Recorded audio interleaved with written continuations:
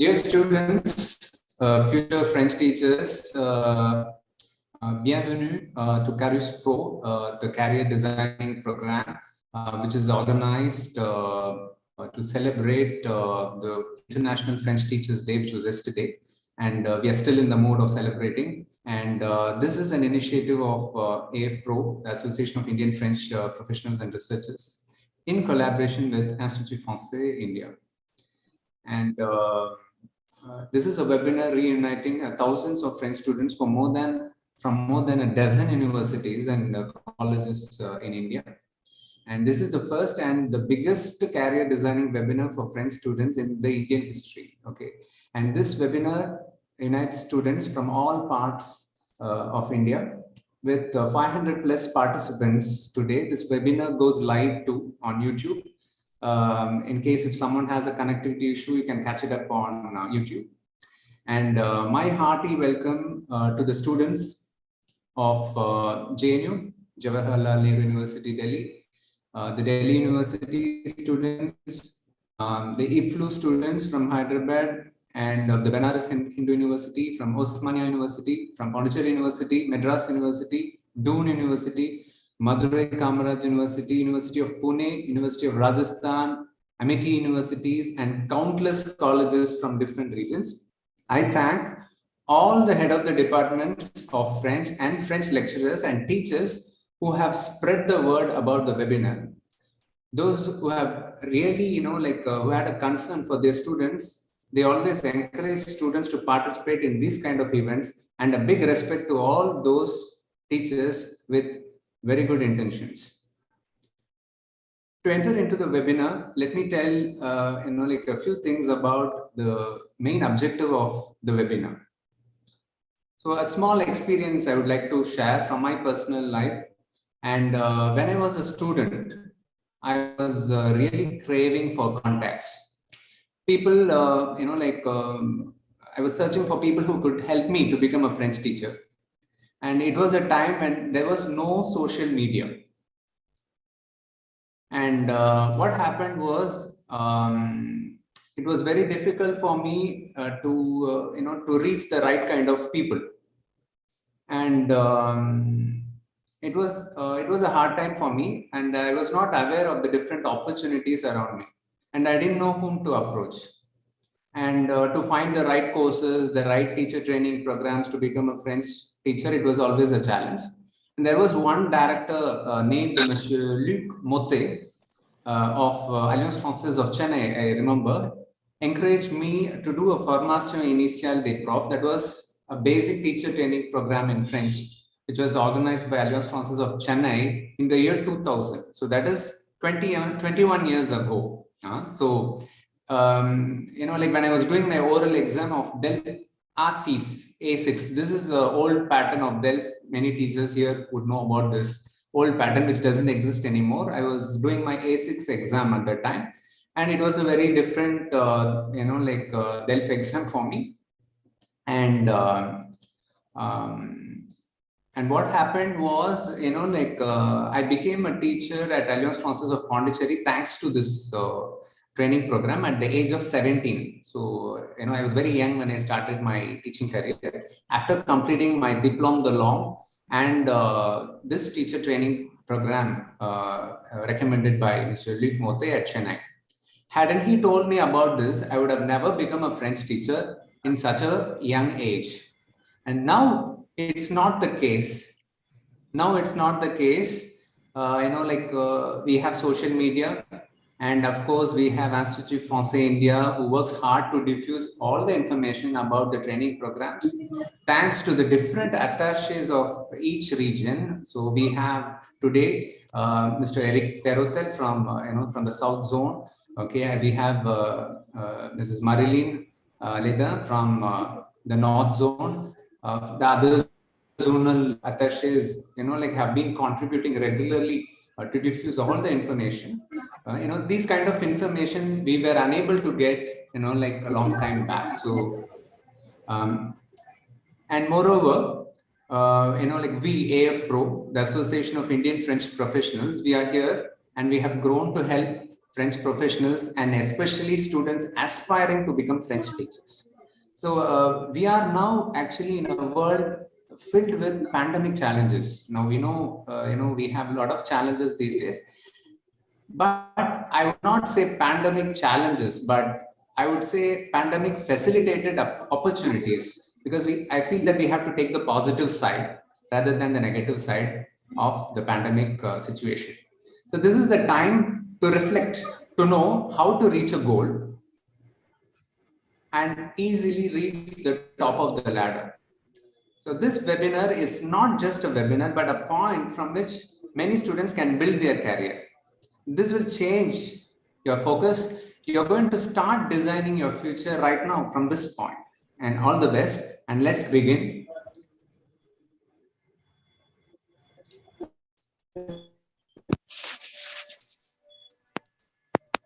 I request all the students to kindly, mute their microphones, please.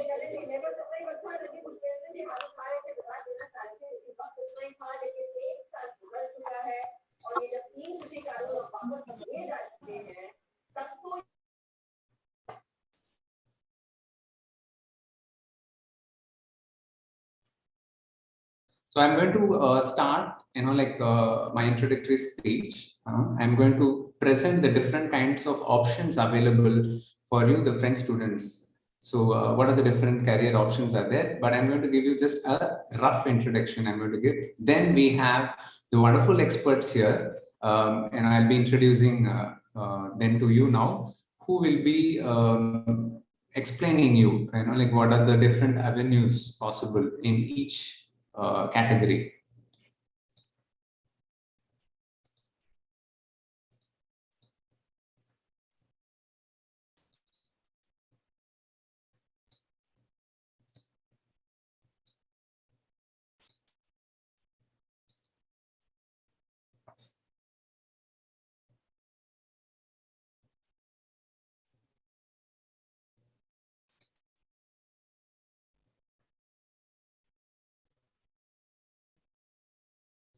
So here we are. We are having this wonderful opportunity today.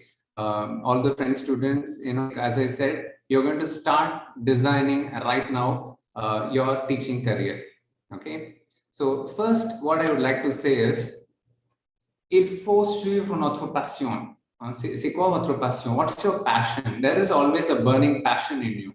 So when when you were small, maybe you had the idea of becoming a teacher, or by seeing your teachers, you wanted to become a French teacher. So you just try to recall all those moments. Okay, what kind of teacher you want to become? Like whether you want to teach kids, or whether you want to teach at school, whether you want to teach at the university level, whether you want to teach at an Alliance Française. Okay, so or you would like to become an instructor, like in a private concern.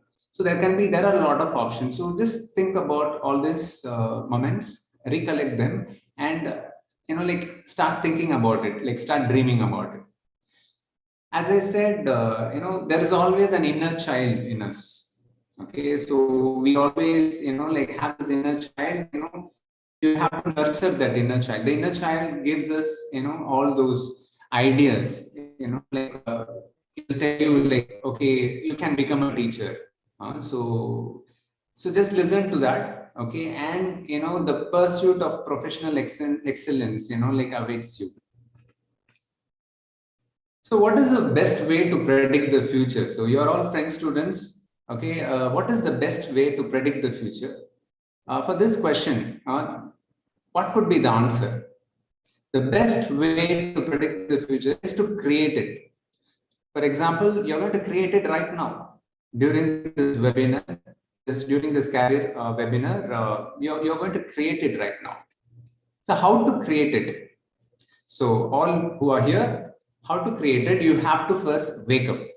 You have to wake up and be aware. You have to be aware about all the opportunities around you.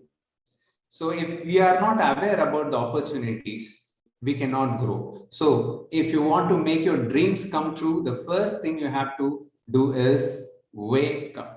Okay. Now let's come to the post-pandemic challenges or opportunities.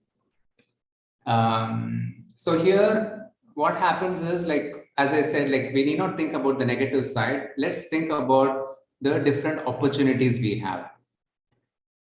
For example, now we have access to world-class webinars, national and international. We have world-class webinars. You can easily access them. Before, like, we were not used to. Now we can access many courses abroad. We can access easily the teacher training programs across the world. And you can see the whole world goes online. So this is time for, like, the training. Okay, you should get trained. If you want to become a teacher, first training is very important. So you have to get trained. And the next thing is you have to be updated. So you should regularly enroll yourself, like, in some kind of, like a WhatsApp group, or it could be, like, make a list of sites like where you can go and get those information. 3 important questions: where and when a teacher training program happens, you should know. Where and how to apply for a master's in France in online mode. How do we do that? Of course, Mr. Google is always there to help us, but you have to go to the right kind of sites. And the third important question is, what are the professional exams one needs to complete? So for all these 3 questions, if there is an answer in one single place, you should go and find. And we have tried to facilitate it, AIFPRO. We have tried to facilitate it, okay, by creating WhatsApp zonal groups. You can see that, all of the students here, we have created CARRUS PRO North, East, West, and South. And in each group, we have, like, admins and specialists who would be, like, posting the regular training programs or higher education information you would be getting in these groups. And of course, we will be, it could be even a workshop, like, we can send you links about the workshops, what IFE organizes, or whatever, the other associations like IATF or, AIFPRO organizes. We shall diffuse it in these groups so you can easily participate. And we have also plans to cater the needs of the French students by creating some specialized career designing sessions for you. So this will be at a later stage. You might get information later in this CARRUS PRO groups. Now let's come to the webinar. So what are the different phases of this webinar? The first thing is we have to identify the needs, the interests. So as I said, think about your passion, like what you want to become. Okay, so that is very important, point number 1. The second important thing is we have to choose the right career. What are the different choices available? So that is the second phase. And third thing, how to equip ourselves. Okay, it is actually in this phase, like, our experts from different fields will give you different inputs. Okay, and the fourth thing is you have to be motivated to pursue all these things. Now, I think most of the students here, I think 70 to 80% of the students here, you should be doing your BA French or MA French. So whether you're doing BA French or MA French, there are certain elements which are very important for you. For example, the language exams.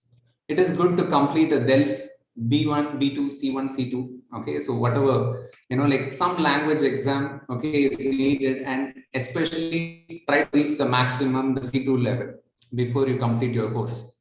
And BA French students, for example, you can aim at a B1 or B2 level, and then the MA French students, you can aim at a C1, C2 level.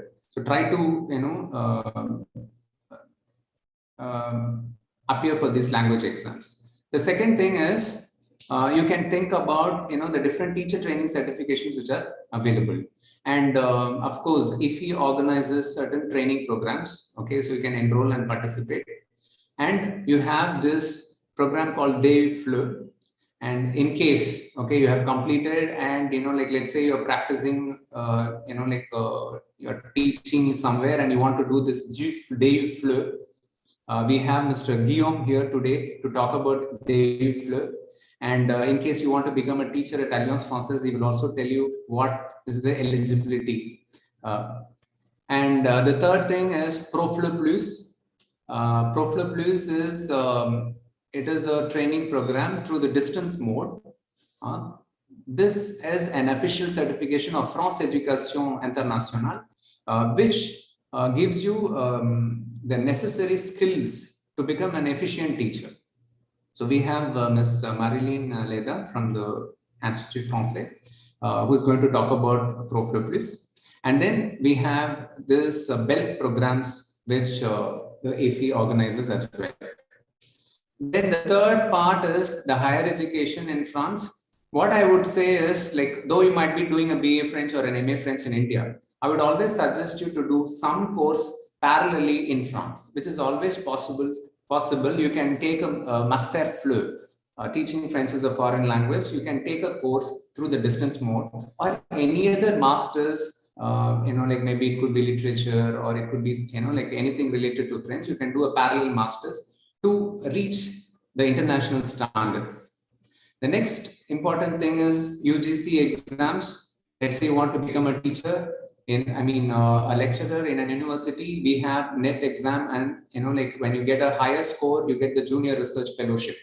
So we have here Mr. Jayavardhan from Amity University, Jaipur, who's going to talk about the UGC exams and how to become a professor in the university. And we have Mr. Eric Perrotel, attaché de coopération pour le zone sud, we have, and he is going to talk about the master's programs, Master FLE in France. And you can, like after his session, you can ask questions about the masters in France as well. And we have as well, we have with us Mrs. Anuradha Karkun, a renowned teacher, and she will be talking about how to become a teacher at school, how to become a French teacher at school level, questions on BEd. Like many people have many questions about BEd. Okay, so she will be giving some clarification regarding this.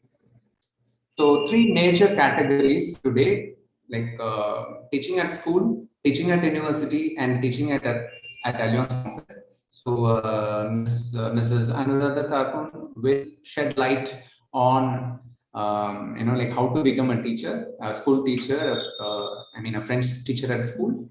And Dr. Jayavardhan Singh will be talking about how to equip ourselves to become a university lecturer.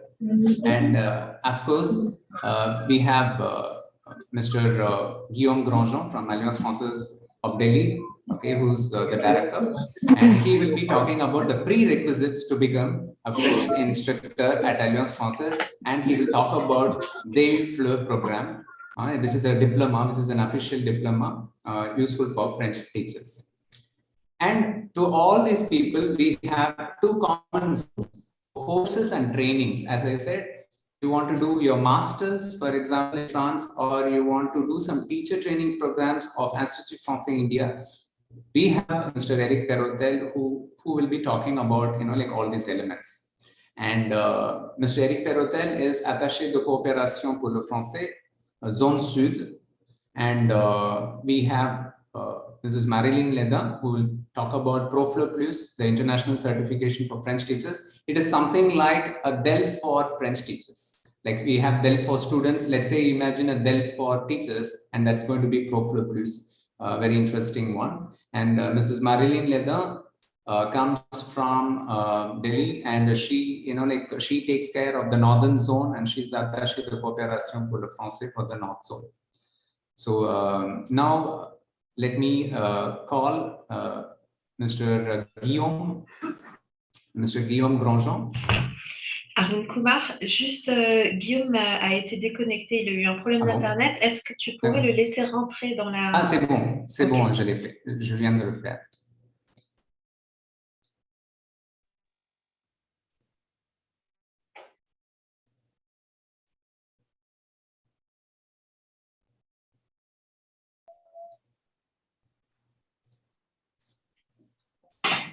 So we are having with us Mr. Guillaume Grandjean, who is going to talk about how to become a French teacher at Alliance Française, and he will also talk about this AIFPRO program.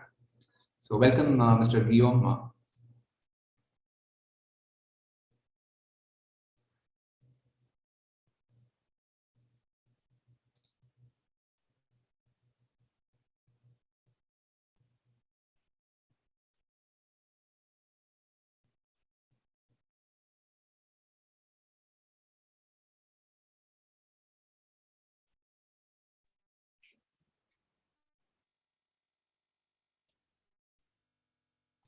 C'est bon, Monsieur Guillaume? C'est...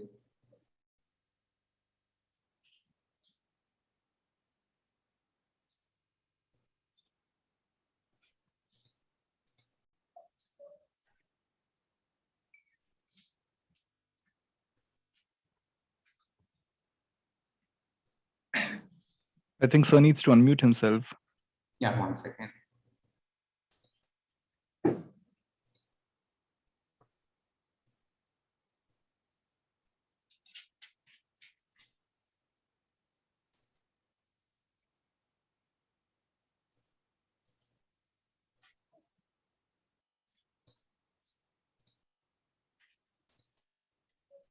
Monsieur Guillaume, vous arrivez à...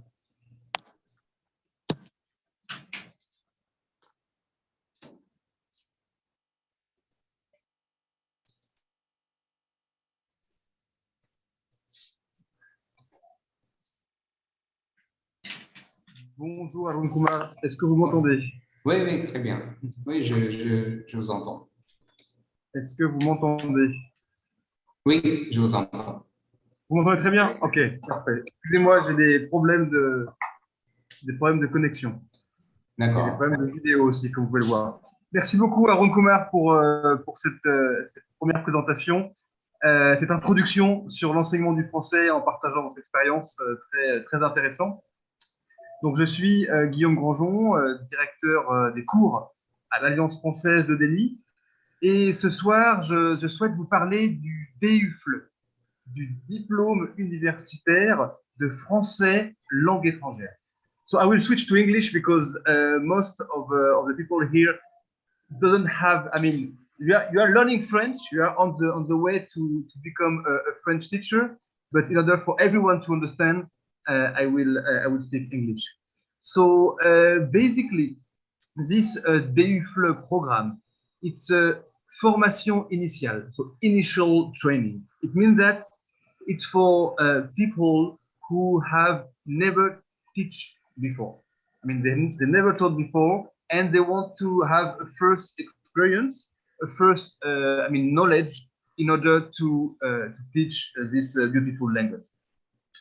So this DUFLE program, it's in collaboration with a university based in Le Mans, in France. It's a small town in the center of France. And the collaboration is between the university and Alliance Française network. So we have 13 Alliance Française in India, and the DUFLE is present in 2 of them, in Mumbai and in Delhi. But anyone from everywhere in India can apply to this program. So basically, there is, 2 presential, so 2 moments where people will meet together in order to learn, some strategy, some tools how to teach French. So this moment happened in January and in May or June, and then the final exam is in September. So to have a good division between Alliance Française and Université Le Mans, basically Alliance Française will give you the practical tools how to teach French, and Université du Mans will, through their platform, will give you the theory, about pedagogy, didactic, all the theory about how teaching a foreign language. So then, thanks to this training, you can easily apply to work in a French Alliance Française in India. And above all, it's a DUFLE, so it means it's a bachelor level. So with this DUFLE diploma, you can then apply for master degree, in français langue étrangère, French as a foreign language. And many universities can welcome you online because they have programs online. So then, to be recruited to be hired by an Alliance Française, the condition changed from one alliance to another. So this, I cannot like be specific on this point, but just to tell you that it's a very good beginning, you know, this training in order to apply and to work to the Alliance Française network. Regarding the price of the training, the price is 570 euros. So then the price can depend on the change of the euro and the rupee, the currency. And the duration is so 7 months. And basically, we say that it's roughly about 120 hours that you need to complete between like the face-to-face interaction you have with the trainers and the online platform that you will complete in Université Le Mans. So this is basically this program. So it's a very interesting program, and I really like advise you to participate if you want to become a French teacher, French as a foreign language teacher, and you will be yes, we will receive you anytime. And if you have any question, you can always ask. I will leave in the chat what's the name? Not the poster, but I mean all the information about the AIFPRO, all the contact you need, and all the description that I have made just tonight will have by written in this portfolio. And the last date for the next promotion 2022 is Tuesday, November 30th. So there is only a few days left for you to apply. And oh, I forgot the most important. Sorry. You need to have a B2 level in French. You need to have a B2. Il faut parler français and have to, of course, to teach French. And you need a B2 level to apply to this program. Voilà. So this is the AIFPRO. I don't know, Arun Kumar, if yes, some time for questions. Mr. Guillaume. Yeah, like actually, I just had one question, which could be, you know, like, I mean, to become a teacher at any Alliance Française in India, we have a big network of Alliance Française in India. So what is the eligibility criteria? Like how to, I mean, is it a DELF B2 or a DELF C1? Like what do you require exactly? So as I just told before, it's a very good question, Arun Kumar. The thing is, it depends from one Alliance Française to another. So I will just talk about Delhi, and I will not talk about others. So Delhi, it's a C1 level, which are I mean, asked to all the candidates. But then to other alliance, it could be another level. But something very important is to be fluent in French. It's one thing, but the other thing is to be able to teach the language, how to transmit all the knowledge that you have. And this is very important because for example, we can say, okay, I'm a native, so I can teach my language. It's not that easy because a lot of strategy to how to, I mean, to share this knowledge is not that easy.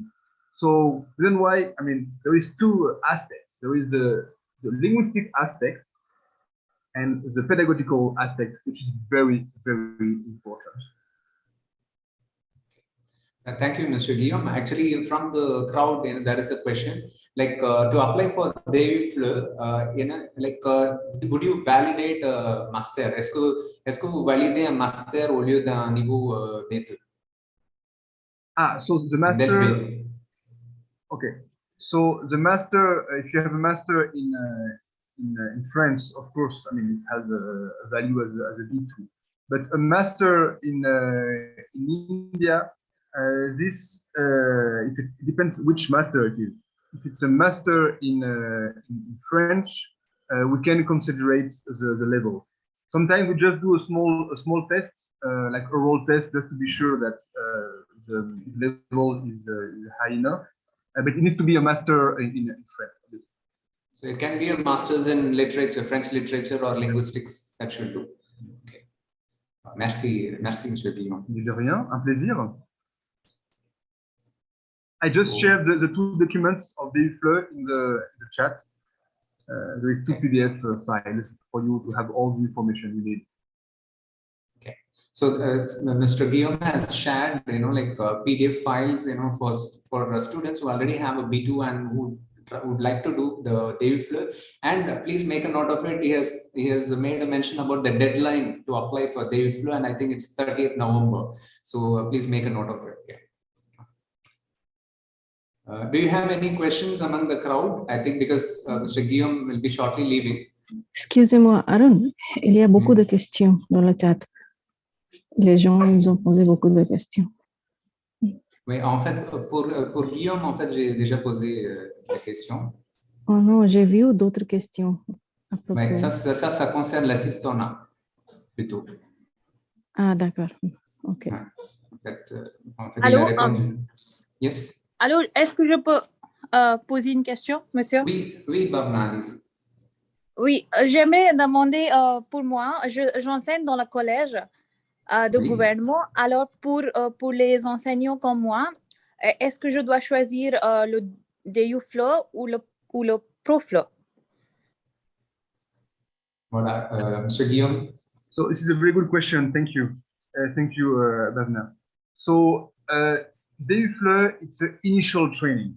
So the main purpose of DU-FLE is for teachers, for people who have not much experience in teaching.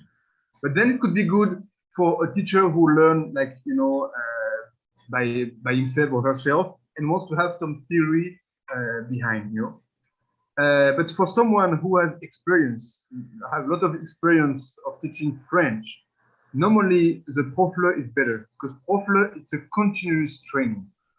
So you will, basically they will use your experience, all the perspective you have on the teaching in order for you to become better and to have more competence, more tools in your teaching daily life. Yeah. Thank you, Guillaume, because it was a big confusion for all the French teachers, what to start with. Is it DU-FLE or Pro-FLE Plus? So Mr. Guillaume says you can start with DU-FLE, and then once you have enough experience in teaching, a minimum experience at least, and then you can apply for Pro-FLE Plus. I think Mrs. Marilyn, who's there here, will be talking about Pro-FLE Plus and will be more elements and clarifications regarding this. Any other questions you have on?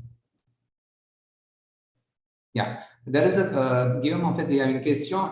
Il y a une dame qui demande si on pourrait faire le DU-FLE quand on suit un master en présentiel. So the DU-FLE, this is a good question because we don't know yet if this year it will be presential or it will be face-to-face or online. So depending on the situation, we'll decide soon. So the DU-FLE, it's below the master.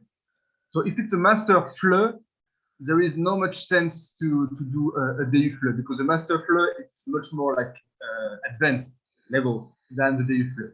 But if you do another master in another another topic, then yes, it could be combined very well.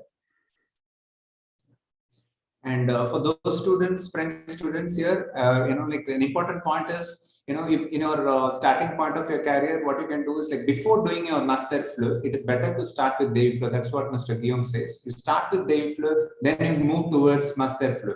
So that is the combo which he suggests.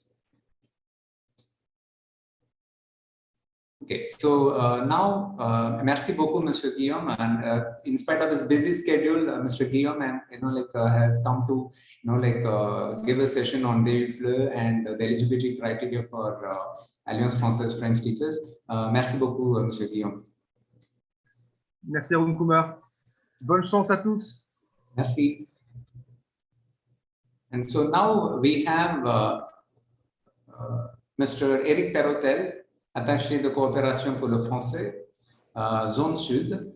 So who is there here to shed light on the master. So many students, many French students, like to do their masters in France. So there are two modes, like either you go directly to France and study, or through the distance mode. So we have two different options, and Mr. Eric will be talking about the masters and also the different teaching training programs which Institut Français offers every year.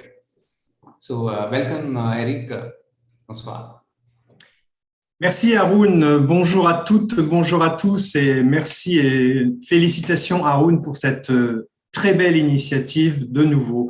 Donc bonsoir, I'm going to present you the different master FLE, français langue étrangère, French as a foreign language, in a distance mode. So we've got a catalog, I'm going to share with you the link. We've got a catalog of different masters FLE you can do in France. So maybe I can share that now. Just give me 1 second.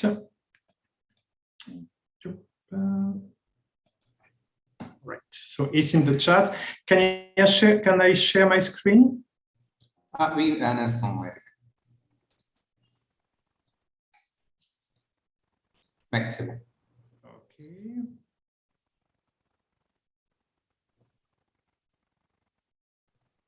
I don't know if you can see my screen. Is it okay? Oui, on voit bien. All right. So you have from France Éducation Internationale, you see on the top left, you have this official website when you have all the repertoire of the masters in français langue étrangère for the year 2021-2022. So what you just need to find out the city where you want to study, what sort of level you have, and then you just fill in, you have like this menu, and then you fill in these forms. I'm not going to go into that now because it would be quite complicated, but there is another link I send you, which is this one, Le Café du FLE. Here again, you have, if you go down, I hope I'm not going too fast. If you go down, then you have all the masters, the master FLE you can do on Mood. And so what I did, I wrote to all of them. And actually, I've got a few information like the cost and all this question you may ask. So let me just come back to my document. So, sorry, I lost. All right. So you have to know that the average price, I'm going maybe to come back to the main page of France Éducation Internationale. So the average price of a master, it would be, I would say, between 300 euros and 500 euros per year. It depends on the university. So that's why, I mean, it's very difficult for me to answer in what would be the cost for this specific university, because it depends really, could be really from one price to another. So you've got to get in touch with them. You've got the mail addresses or you've got contacts, and you have to ask them about the price. Now, also, what about the level? Most of them require C1 minimum. But having said that, there is like Montpellier, south of France, is asking for C2. They don't take any application unless you don't have your C2 in French. In another way, you've got some cities like Réunion, La Réunion Island, in Rennes as well, in Bretagne. You have Grenoble and the Martinique in the Caribbean islands, where they can consider your application if you have a B2. So that's why you see it's quite interesting to find out in which university you can go, so that they can offer you different prices and different offers. Now, if we go to where is it? Can you see my screen now on Grenoble? Oui, on voit bien. All right, thank you. So I just decided to take this one. So you've got Grenoble here, and they give you the offer. You have the Parcours Français Langue Étrangère. So you have to know that it's on didactic methodology. So you have all this part of didactic and methodology, and you've got also some options on Francophonie, French or Francophonie literature. You have also option on culture and to build your master. So you have all the information on this kind of page. This particular master in Grenoble is specific because you have to do two registration, one for the University Grenoble and one also for the CNED. CNED is a Center for Learning Distance. So they work together to build this program. Just to give you an idea, this program, if you want to do the Master 1 and Master 2, is going to cost you a little bit more than 1,000 euro for the 2 years. Okay? So that was the first information I could give you. Now, let me find out. Yeah.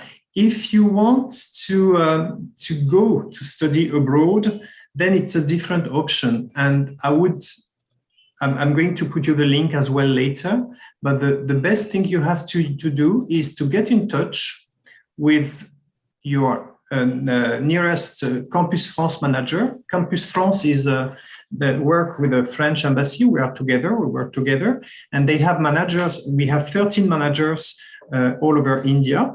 And so I'm going to give you the link, and then you can build with them the program you want. They can help you in all the administrative parts. And regarding your application, they might get scholarships for you. All right, but you have to know that's not because you ask that you get scholarships, but it's better to ask anyway. All right. And before you ask the questions, I'm going to maybe to show you that we have at the French Institute, we have the program, we have, sorry, hold on a second. I wanted to come back to the main page. All right. So I invite you to go to our website. Again, I'm going to put you the links, all the links after. We have a general website where you can find a lot of information regarding our cultural events, but also about, in education. We have this file, education, where you can get all the information regarding our teachers training. So these are for teachers. We are not organizing seminars or trainings for students. We organize different things for students like competition, but we don't organize trainings, purely training for students. But having said that, I've seen that there is a question in the chat. We have also this language assistant program. You can go spend 7 months in France, and you are an assistant. You are not a teacher, but assistant in a primary or secondary school. Then you get a monthly salary, and you can get some help, financial helps. And what is very important to know is that you need your B1 DELF minimum, and that was one of the questions in the chat. The MA French is not considered to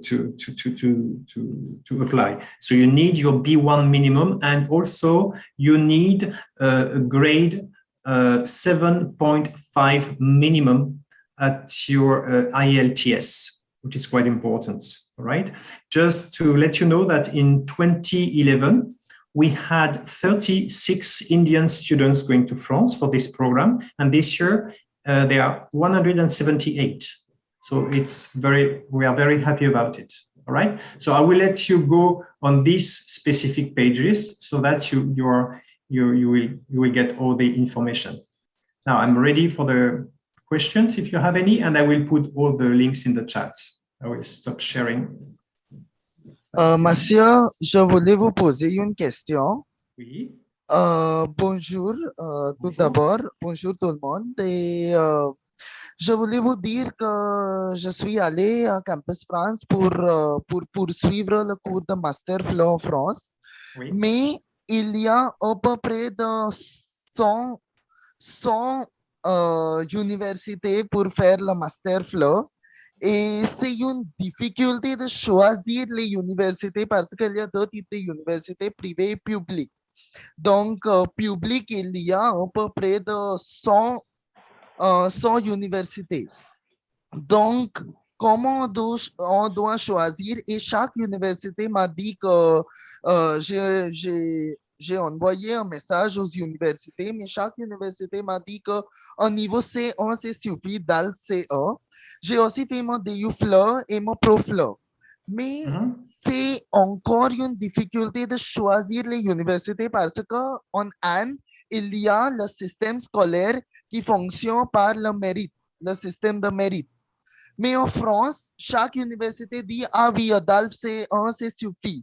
Mais comment peut-être que je suis sûr que, ah oui, c'est un bon choix de moi pour choisir cette université? Comment puis-je faire ça? Well, you know, I would say that all the master flow are very serious. Now, if you are not quite sure, just get in touch with us, and yes, and we will recommend. But usually, I mean, they are very, very serious. But you can ask us, and we will tell you if it's okay. But we don't know all of them. But usually, I mean, we know the universities. Because there are nearly 150 universities, and I do not know which one to select to do the master flow. Yeah, I understand. So I understand. I'm completely lost, and I don't know which universities to select. So I was having this difficulty, and I'm first and foremost, I'm so glad that this webinar is taking place, is because I can ask this question. It's been a month, and I'm completely lost since a month. I don't know which university to select, how many, and where will I fit in, which one will take me. So I'm a bit skeptical and a bit scared that which university will choose me. And I'm really thankful to this webinar because maybe I may get some help and some support from this webinar. So can you guide me that what should I be doing? Like, how should I go ahead? Yeah, well, what you can do your first selection of cities, of universities. Okay. And then you get in touch with me if you want. I will give you my mail in the... Yeah, okay. That would be great.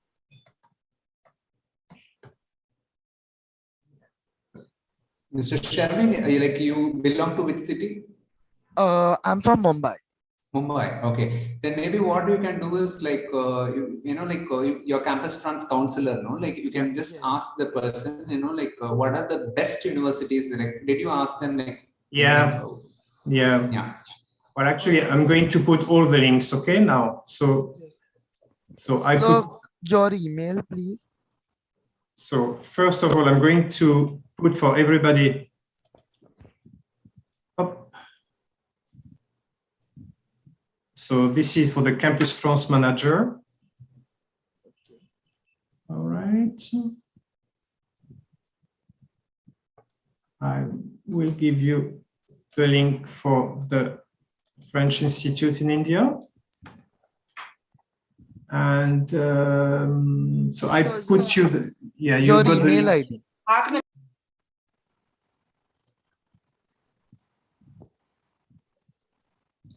Yeah, and your name is? Chauvin.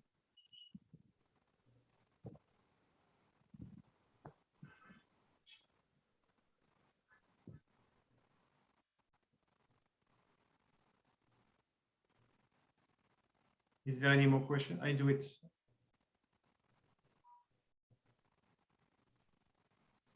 Sorry, I don't see you. C'est Sherwin Rodrigue. Yes, oui, Chauvin Rodrigue. Eric, je pense qu'on a son adresse mail à Sherwin parce qu'il postule de temps en temps aux formations, donc on pourra lui écrire après. Oh, okay, all right, okay. Okay, we'll send you the mail later. Merci, merci. Je vous en prie. Have you got any question? Eric, en fait, il y a une question dans le chat box, s'il est possible de faire des stages en France, des stages pédagogiques. As far as I know, no. Marilyn, what do you think? I think that if you are a student in a master's, yes, you can go for a training because it's part of the program. Like if you like a master's in FLE in France. What sort of training would you do in France? Like It was a question of Nitesh. Like you can work like in a language institute in France, like as a trainee also, or like in a language center from a university. That can happen, but I think it can be a little difficult. The best is to be a trainee. If you want to be a trainee as a teacher for French language as a foreign language, the best is to work like in India or another country with students who want to learn French. Yeah, that's why my answer was no, because I don't see why they would take you in France to teach French as a foreign language. Excuse me, sir. Yes, Nitesh. Good evening to everyone. My question was, it was not about only the training program in France. Apart from them, is there any other internship we can go there and work as an intern for any other field, like for any not only for the teaching purpose, but apart from it, is there any other program? But again, for this question, you have to ask your Campus France manager. So you've seen the address I put before. Where is it? You know the Campus France. So go ask the Campus France manager who is next to your hometown, and then ask him or ask her, and they will reply on your question. Okay, thank you. Et après, Eric, en fait, il y a des questions sur des formations à distance, des masters à distance, ou même un doctorat. Comment le faire? Un doctorat, je ne pense pas, mais au moins des masters à distance. D'autres masters, pas de FLE. FLE. Oui, master FLE plutôt, je crois. I'm sorry, but tonight I was I worked on the master FLE, so I mean. I don't know, and I don't want to say anything wrong or right. Mm-hmm. So my colleague from Campus France would be able to answer this question, because I didn't prepare this question. I mean, I don't know. I was focusing on French as a foreign language, tonight. So I don't know if there is any other master mode, distance mode. Probably they have. But it depends on the subject. Est-ce que le CNED offre quelque chose, Eric? Le CNED, non? Le CNED, For the CNED, you can check on their website, actually. On the website, there is a catalog with all the trainings that can offer masters or short-term trainings or whatever. Yeah, they I have. can just type it in the chat box for you, the site of CNED. I'll do it. It's okay. Yeah, they have a very large catalog,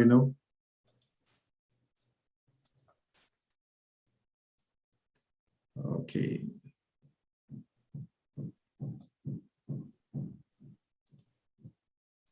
And CNED is very specialized into distance learning. The main public are the French pupils living abroad who can't go in any French school. Like if they are living, I would say, like in Kerala, we don't have any French schools in Kerala. So we have a few families who are just having the CNED program for their children from 1st grade till 12th grade. But they have also other kind of programs.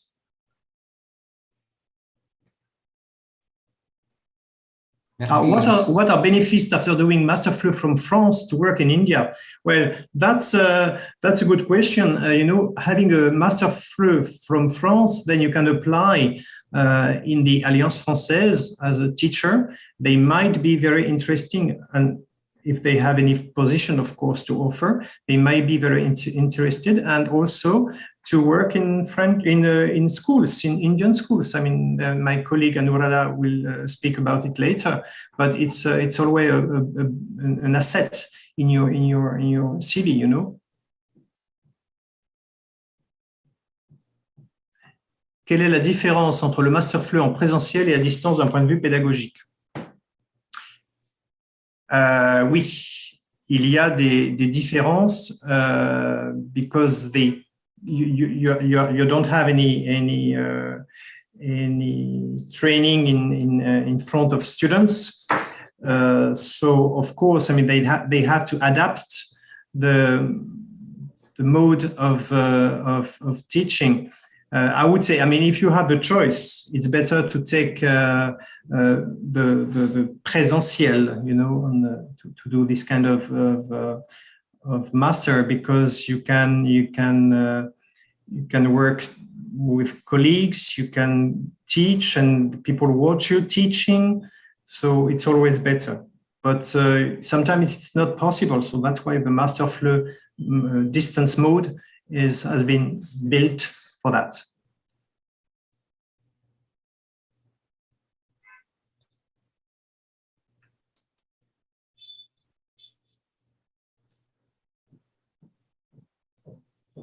If we do masters in it, well, there is no guarantee that you could get a job in France, you know.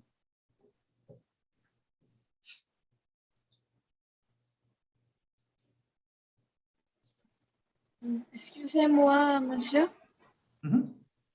Oui, je m'appelle Poujita et j'étudie mon licence la dernière année en la langue française et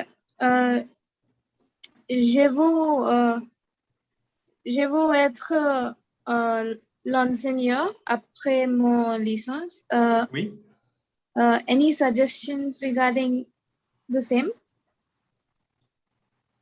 You mean to be a teacher? Oui, oui. Yeah, so this is what we are doing tonight, and later my colleagues Jayvardhan and Anuradha are going to explain how to become a teacher here in India, a French teacher in India. Or like institutes like Alliance Française working as a teacher in institutes like that, how should we go about it? Yeah, so all the webinar around it is how you can be a teacher in schools or Alliance Française. And for the Alliance Française, usually I mean, my colleague spoke a little bit about it before. Usually they hire teachers who have a minimum of, I would say, B2 plus, like C1 level in French. Oui. Yeah, yeah. Merci beaucoup. Je vous en prie. If I can add something to answer the question about applying in an Alliance Française, yes, for sure, you need to reach at least the B2 level, or the C1 level is better. Yeah. That's the first thing. So you need to appear for your DELF B2.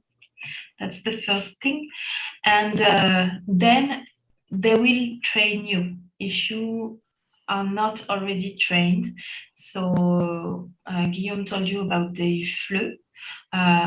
Some other Alliance Française will give you a short-term training, like for 1 week, around like 30 hours of training for the basics of how to be a teacher in the Alliance Française.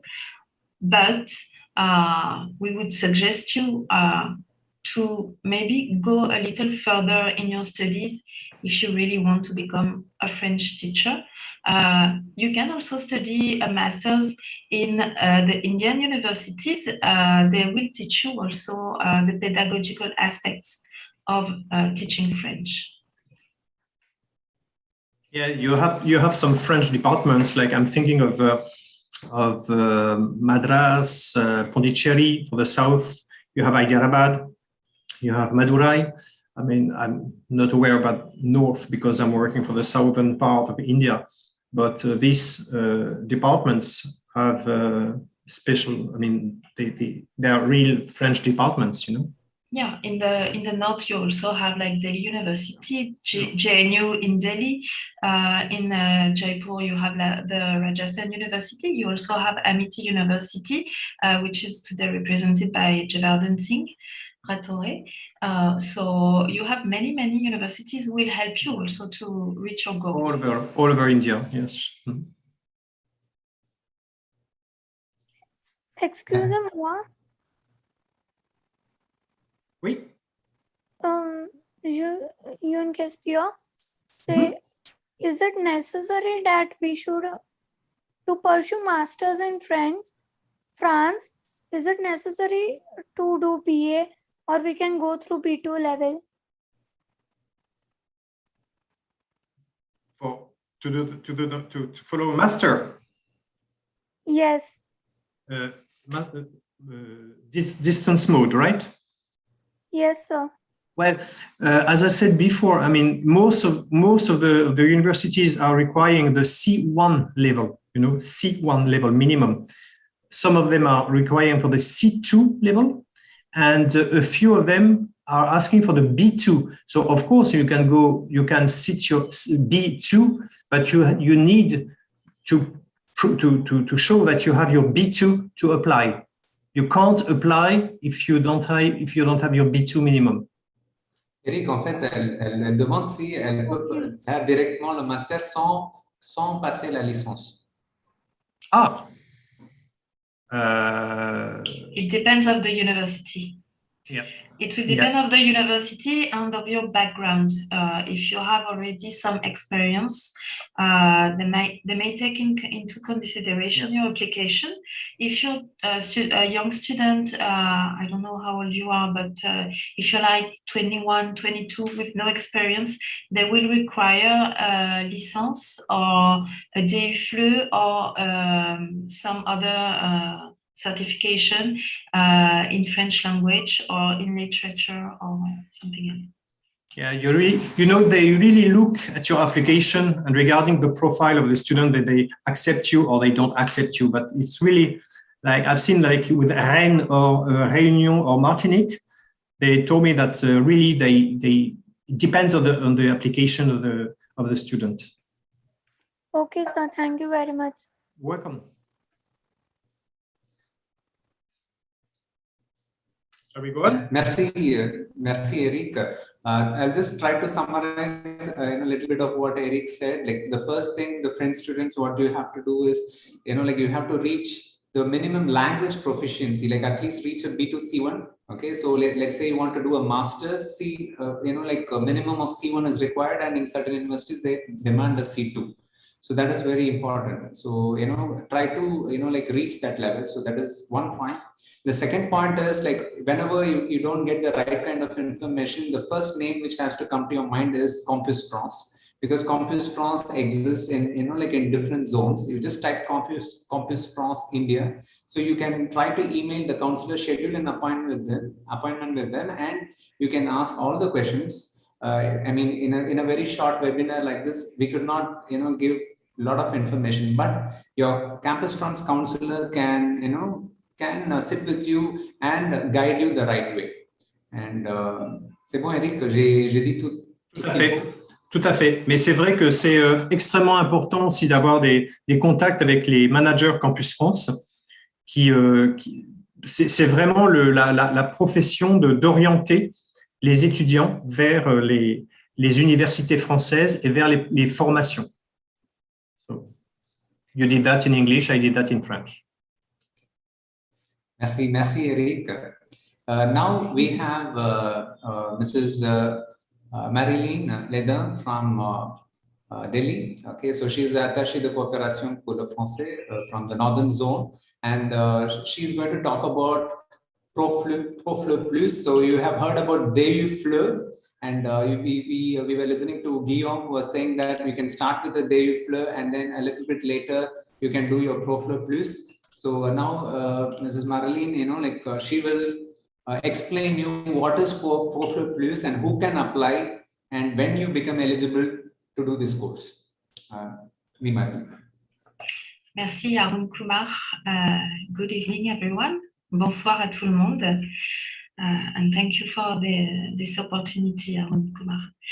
I will share my screen now because I have a small presentation. Okay, affichage, yeah. Ok, so parce que vous êtes des étudiants de français, le PowerPoint est en français, but I will speak in English. So you'll get like both the languages. So as we said, Profleur Plus is continuous training for teachers who already have an experience of teaching French as a foreign language. What is Profleur Plus? Profleur Plus, it's 40 hours of online training whose goal is to reinforce your skills, your teaching skills, and to help you facilitate the application of the pedagogical principles which are described in the European framework for languages. It will help for sure to reinforce the motivation of your students. So if you are already a teacher or if you already have an experience of teaching, you can apply for Profleur Plus. Why do we ask for people who already have an experience? It's because the way of teaching will be based on your experience. So if you don't have any experience of teaching, it might be difficult for you to work 100% on all the concepts. So as I said, it's an online teaching, online training. So you can work on your mobile phone, smartphone, on a tablet, on a laptop, and with a big diversity of multimedia sources. And it's training on which it's online. You go at your own pace for a duration of 4 months, but you're not alone. It means that you have a tutor who will help you all along your journey with Profleur Plus. At the end of the 40 hours of the training, which you will dispatch, the 40 hours, you will dispatch them in 4 months, you will have an attestation, a certificate saying that you have followed all the steps of the training.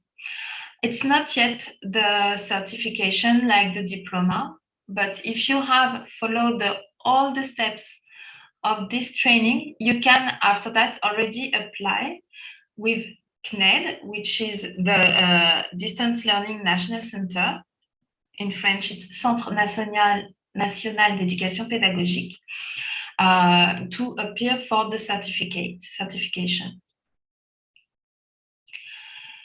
So if you want to follow Profleur Plus, you have the choice between 4 modules. The first one is how to develop your teaching skills as a French teacher.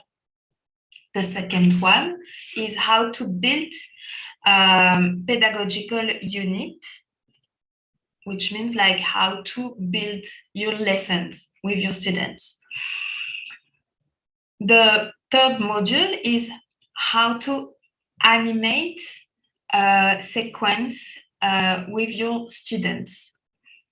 And the fourth one is based on how to evaluate the learnings, what your students have learned during the classes. So you have the choice if you want to focus on one or the other skill. You choose between one of these 4 modules. So I told you that a module is 40 hours of learning, of training, for a duration of 4 months. Every module is how do you say divisé? I don't remember. Est divisé en 6 séquences, in 6 sequences. Divided? Divided, merci. It's divided in 6 sequences. For each sequence, you have an animation which is animated by your tutor, and you have to interact with the group. At the end of each sequence, you have an activity based on what you've learned during the seconds that you have to give to your tutor to check if you have acquired all the skills that were taught during the training. You also have 2 gatherings, which will be online with all the people who are following this training, and it will be animated by your tutor. And you have personalized help from the tutor. So it means that you can ask him for questions, different questions that you have when you need it. So one sequence is organized that way. So you have the séquence découverte. So on this part, you work like on your own. Then séquence tutorée with the help of the tutor, and then you give your activity. So as I said, this training is for teachers who have a first experience of teaching or who are now teaching. And it requires to have achieved the B2 level. Why do we ask for the B2 level? Because we really want the people who choose ProFleu to achieve what they started. And the level, the language level which is taught is the B2 for sure. So if you want to get more information on ProFleu Plus, you can go on our website that Eric has shared the link with you. So you will find the information about ProFleu Plus. We will start the next session in February 2022. You can apply from 11 December 2021, and we will have a more specific meeting about ProFleu Plus on 10th of December 2021. And I will just share with you the link if you want to register for the webinar. So, okay, the chat.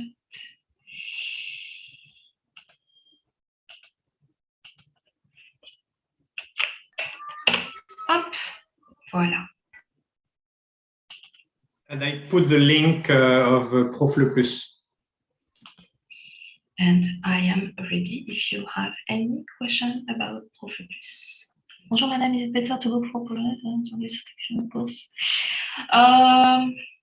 What I don't know if it's better or not. What you have to do is to go on our website and check all the skills that are that you will explore in ProFleu Plus and see if it's useful for you. I think you're the best to know what is good for you.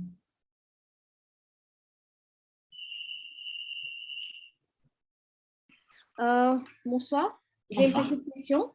Oui. Ma question, c'est que les sessions de training, comme je vois sur le site web, c'est de 15 février jusqu'à 15 juin. Par exemple, moi, je fais mon master's à l'Université de Doune, mais par contre, ça va terminer, je crois bien, en août. Alors, ma question, c'est que est-ce qu'il y a des sessions de training après ces dates-ci, ou bien c'est seulement pour telle date, de février jusqu'à juin? Alors, normalement, ce qu'on prévoit, c'est 2 sessions Profle Plus par an. Donc là, la première va commencer février jusqu'à mi-juin. La deuxième session devrait commencer autour du mois d'août jusqu'au mois de novembre 2022. D'accord, merci. Bonsoir, I have a question. Can I ask? Yes.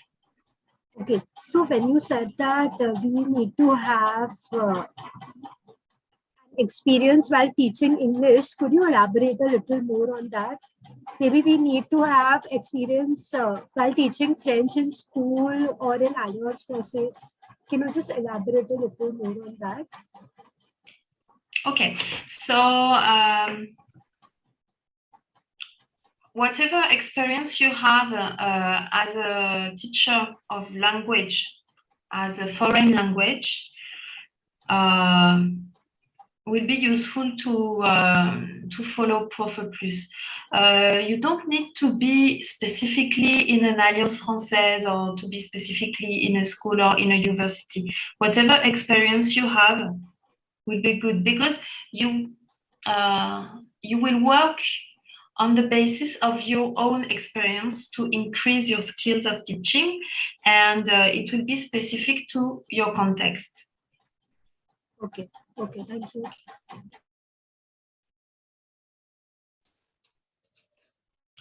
So there is a question, is Profle Plus enough to apply for a master FLE if I choose to do this instead of a day FLE? It depends. Some French universities recognize Profle Plus if you get a certificate of the 4 modules. So it might take you a long time to get the 4 certificates for each module. And some universities do not recognize. So that is a question that you need to ask to the university itself.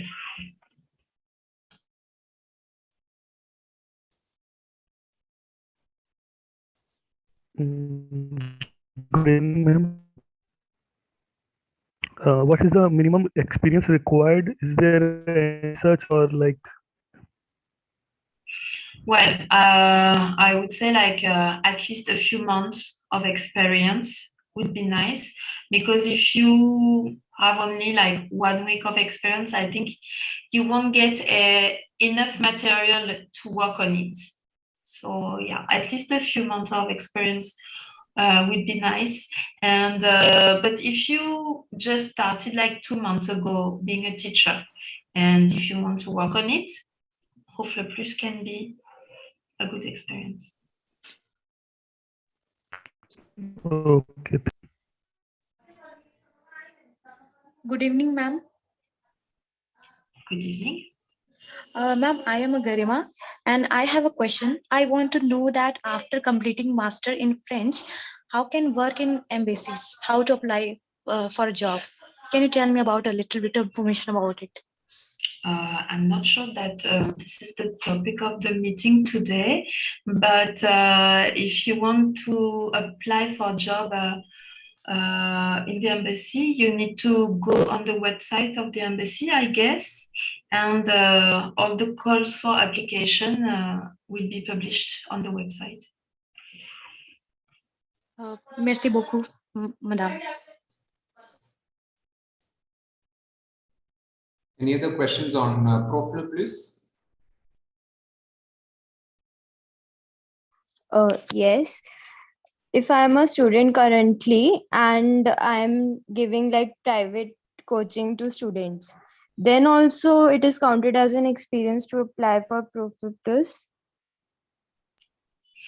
Unfortunately, I think it would be better for you to be a teacher teaching a group, because there is a difference between being a personal coach for a language and being a teacher in a classroom, I guess. D'accord, madame. Merci.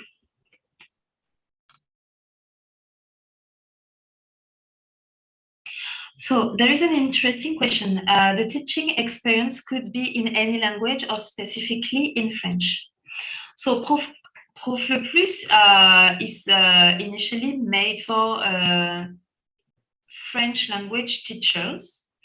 But I think that if you already have an experience as a language teacher, when you taught the language as a foreign language, I think it could be good enough to apply for Prof Le Plus.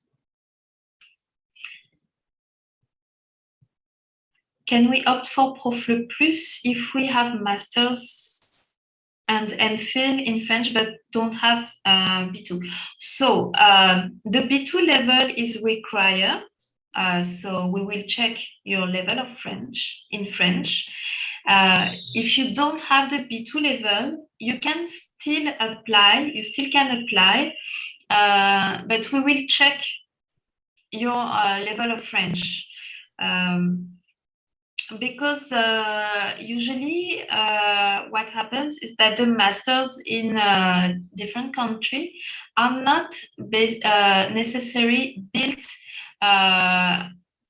on the European framework for languages. That's why we need to check. But you can still apply. If you have the feeling that you have the B2 level, but don't have time to appear for the DELF B2, you can still apply. But I would suggest everyone to apply for B2, DELF B2, to appear on DELF B2, yes.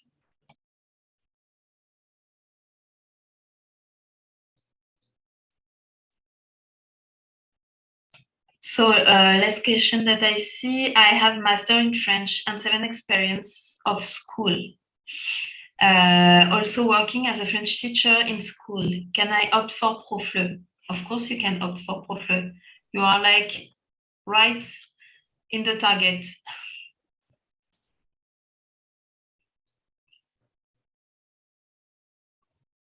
If we have Prof Le Plus certificate and 12 years French teaching experience, can we teach in France? It depends, what do you want to teach? If you want to teach French as a foreign language, well, anyone can apply in France, but what I would tell you is that there are not so many jobs in France for French teachers as a foreign language, and it's, well, not very well paid, I would say. So, and you will have lots of competition also, but you can still try and apply, of course.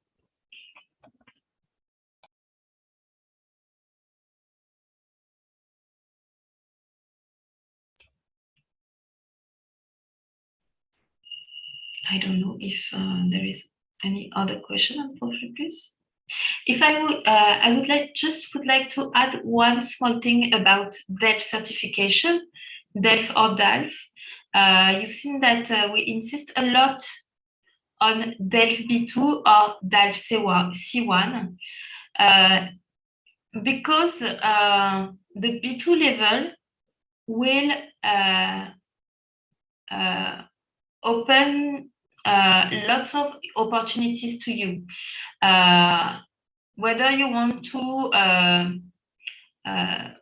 be a specialist in French language as a teacher, or like go further, like for translating, or like study literature.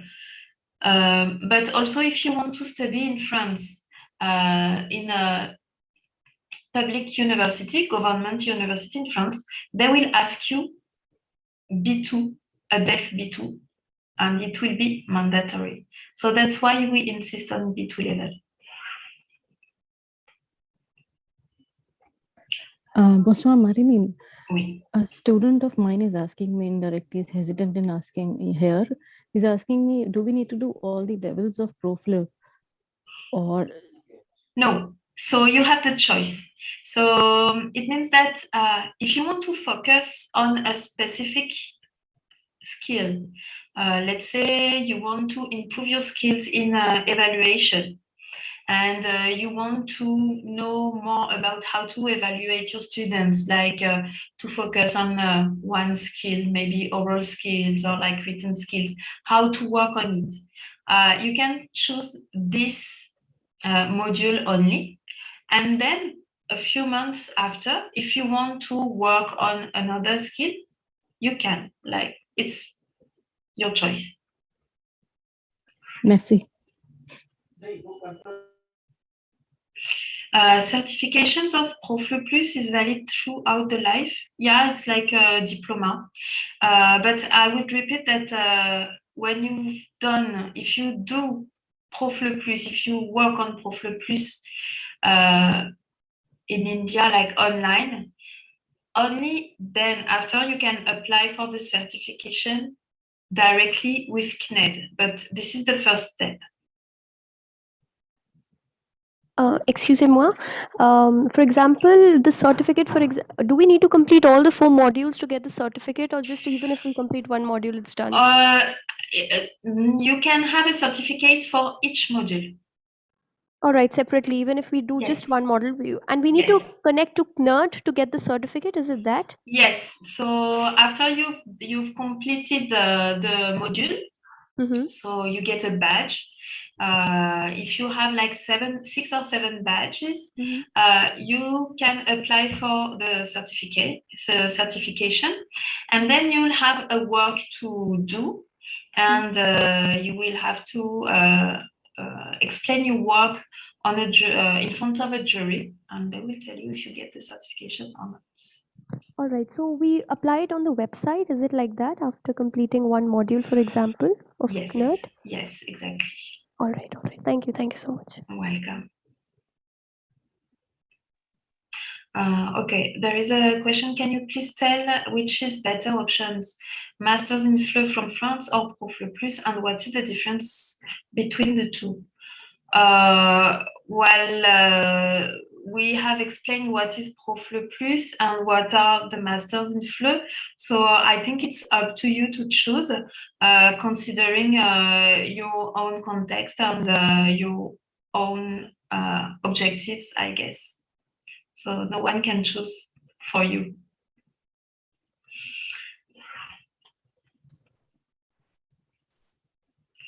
Merci Marilyn. Merci Marilyn. Merci d'avoir répondu à toutes les questions. And for all of the French students, like we are having, like shortly a session, like as Marilyn, told now, you can join that informative session. And like you can ask like all your questions during that session. And now I'm going to invite Mrs. Anuradha Karkun, who is like a renowned French teacher, and she is the president of IITF, the North Zone, and she has been like a French teacher for a very, very long time, a very experienced teacher.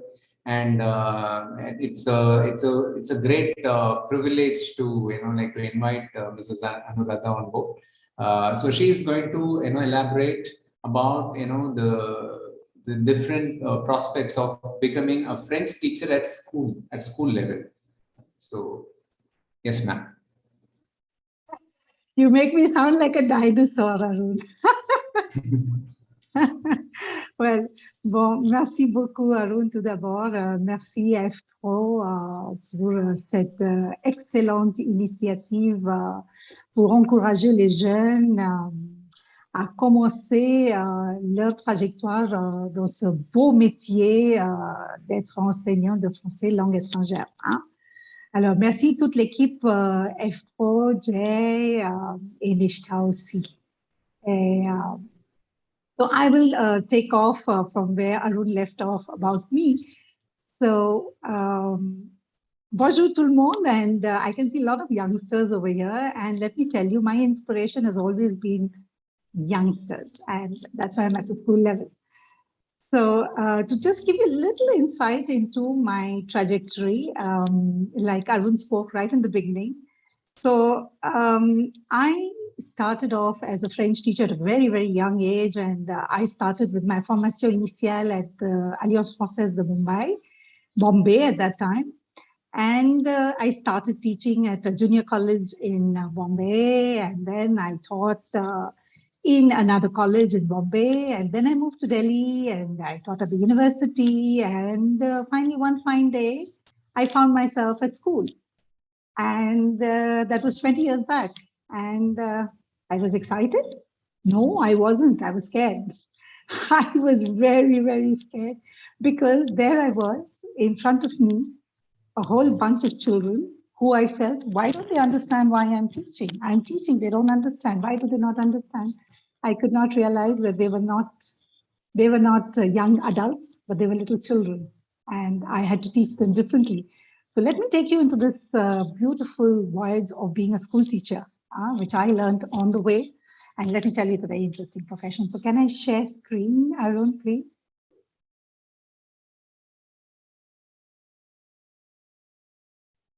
Yeah, can I?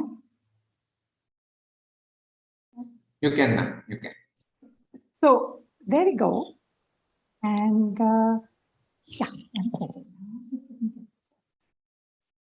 So, enseigner le français au secondaire. So you see, as school teachers, we have to dabble with a lot of languages. It's not like teaching at the Alliance Française. I learned it a little difficult in a difficult manner, but it's not like at the Alliance or at university where you use one language and maybe a little bit of English, but we have to dabble with a lot of languages. So my presentation also will be bilingual, all right? So when we're talking about school teachers, we are talking about dealing with children, and of course, we are talking about dealing with adolescents, right?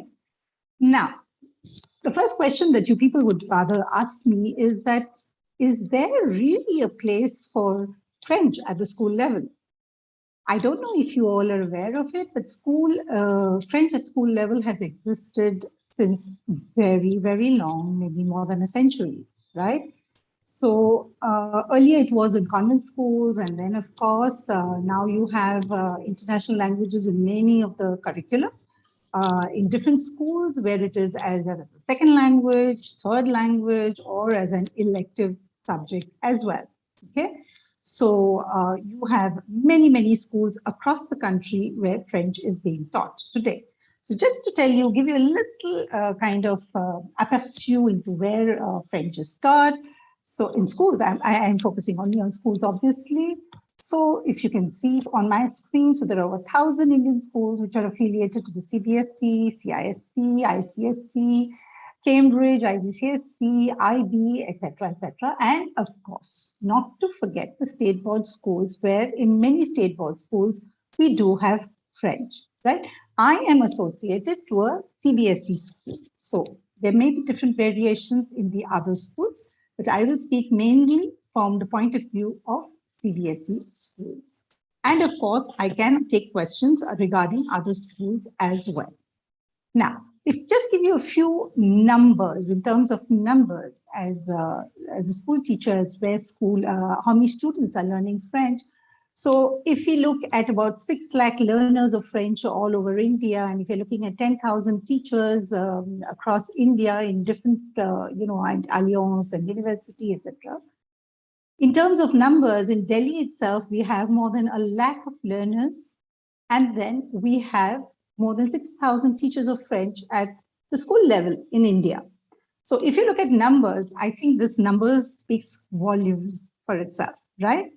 So now I think the most important thing which all of you young aspiring teachers would like to know is, what are the requirements to be a French teacher at school? Well, again, like I said, every school will have its different requirements, in the sense that in CBSE schools or an IB school or an IGCSE school or a state-run school, the requirements will be different, but definitely a good knowledge of French will be a prerequisite. So in most of the schools, a B1 or a B2, and in some schools, a C1, for example, is absolutely essential, correct? Now, when we are talking about B1, B2, or C1, it depends on which school you are teaching, which part of the country you are teaching. So it will vary according to that, right? Now, again, coming to what about a B.Ed? Now, a B.Ed is essential if you want to be a school teacher. Ask me if I have a B.Ed. No, I don't have a B.Ed. I don't have a B.Ed. But in school, if you want to move up the ladder, like for example, today I am teaching in one of very good schools in Delhi, and I have been there for the last 20 years, but I am only a French teacher over there. Why? Though I have all my qualifications, all my trainings in France, everything, but I am a French teacher. Of course, I'm very proud of that. I'm extremely proud of that. And I have no aspirations to climb up the ladder. But if you have a B.Ed in any subject, there is no B.Ed available in French till date in India. There were a few attempts to start a B.Ed program, but somehow never materialized. So what my colleagues, many of my colleagues who are French teachers, doing very well in many of the schools, mainly in Delhi, who I know about, they have done a B.Ed, which helps them to move up the ladder. I'm talking about in the administrative field. That is, you can go on to become the vice principal or the principal, etc., of the school, right? But if we don't have a B.Ed, whatever qualifications you may have in French, it will not help you to fulfill your other aspirations, right? Apart from being a French teacher. Coming to salaries. When I joined school, I wouldn't tell you what my salary was, but it was very, very meager. Let me tell you, it was nothing to be very happy about, but it is, you join school and it's a new experience, etc.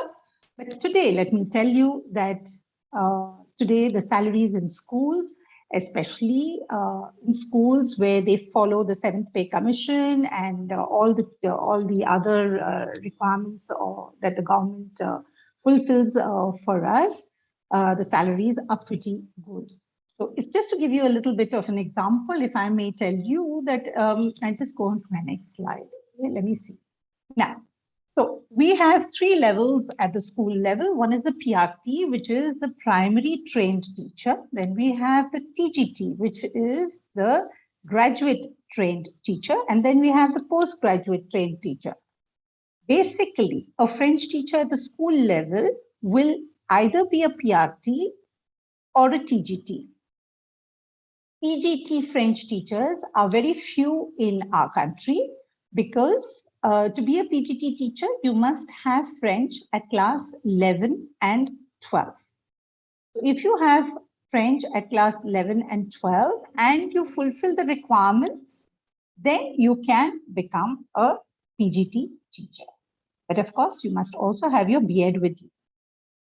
Now, as a PRT teacher, you could start off anywhere around 35,000. I'm giving you just, kind of an estimate. And if you are a TGT teacher, you could start off, I'm talking once again about CBSE schools.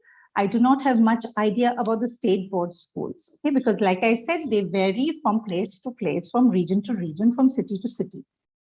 And if you are a TGT, you could get anywhere to start off with between 40 to 45,000 rupees per month. All right. Now, in the IB schools and the IGCSE schools, etc., the salaries depend on your experience. They depend on your knowledge of the language, and it is always negotiable. So they don't have anything hard and fast. But of course, they expect you to have very good knowledge of French when you go to an IB school, especially, right? Now, main question. Now, this was giving you the technicalities of, at school level. But now, pourquoi devenir professeur de français à l'école? Why on earth would I want to go and teach in school? Like, I often ask myself the question that, well, what was I doing in school, right?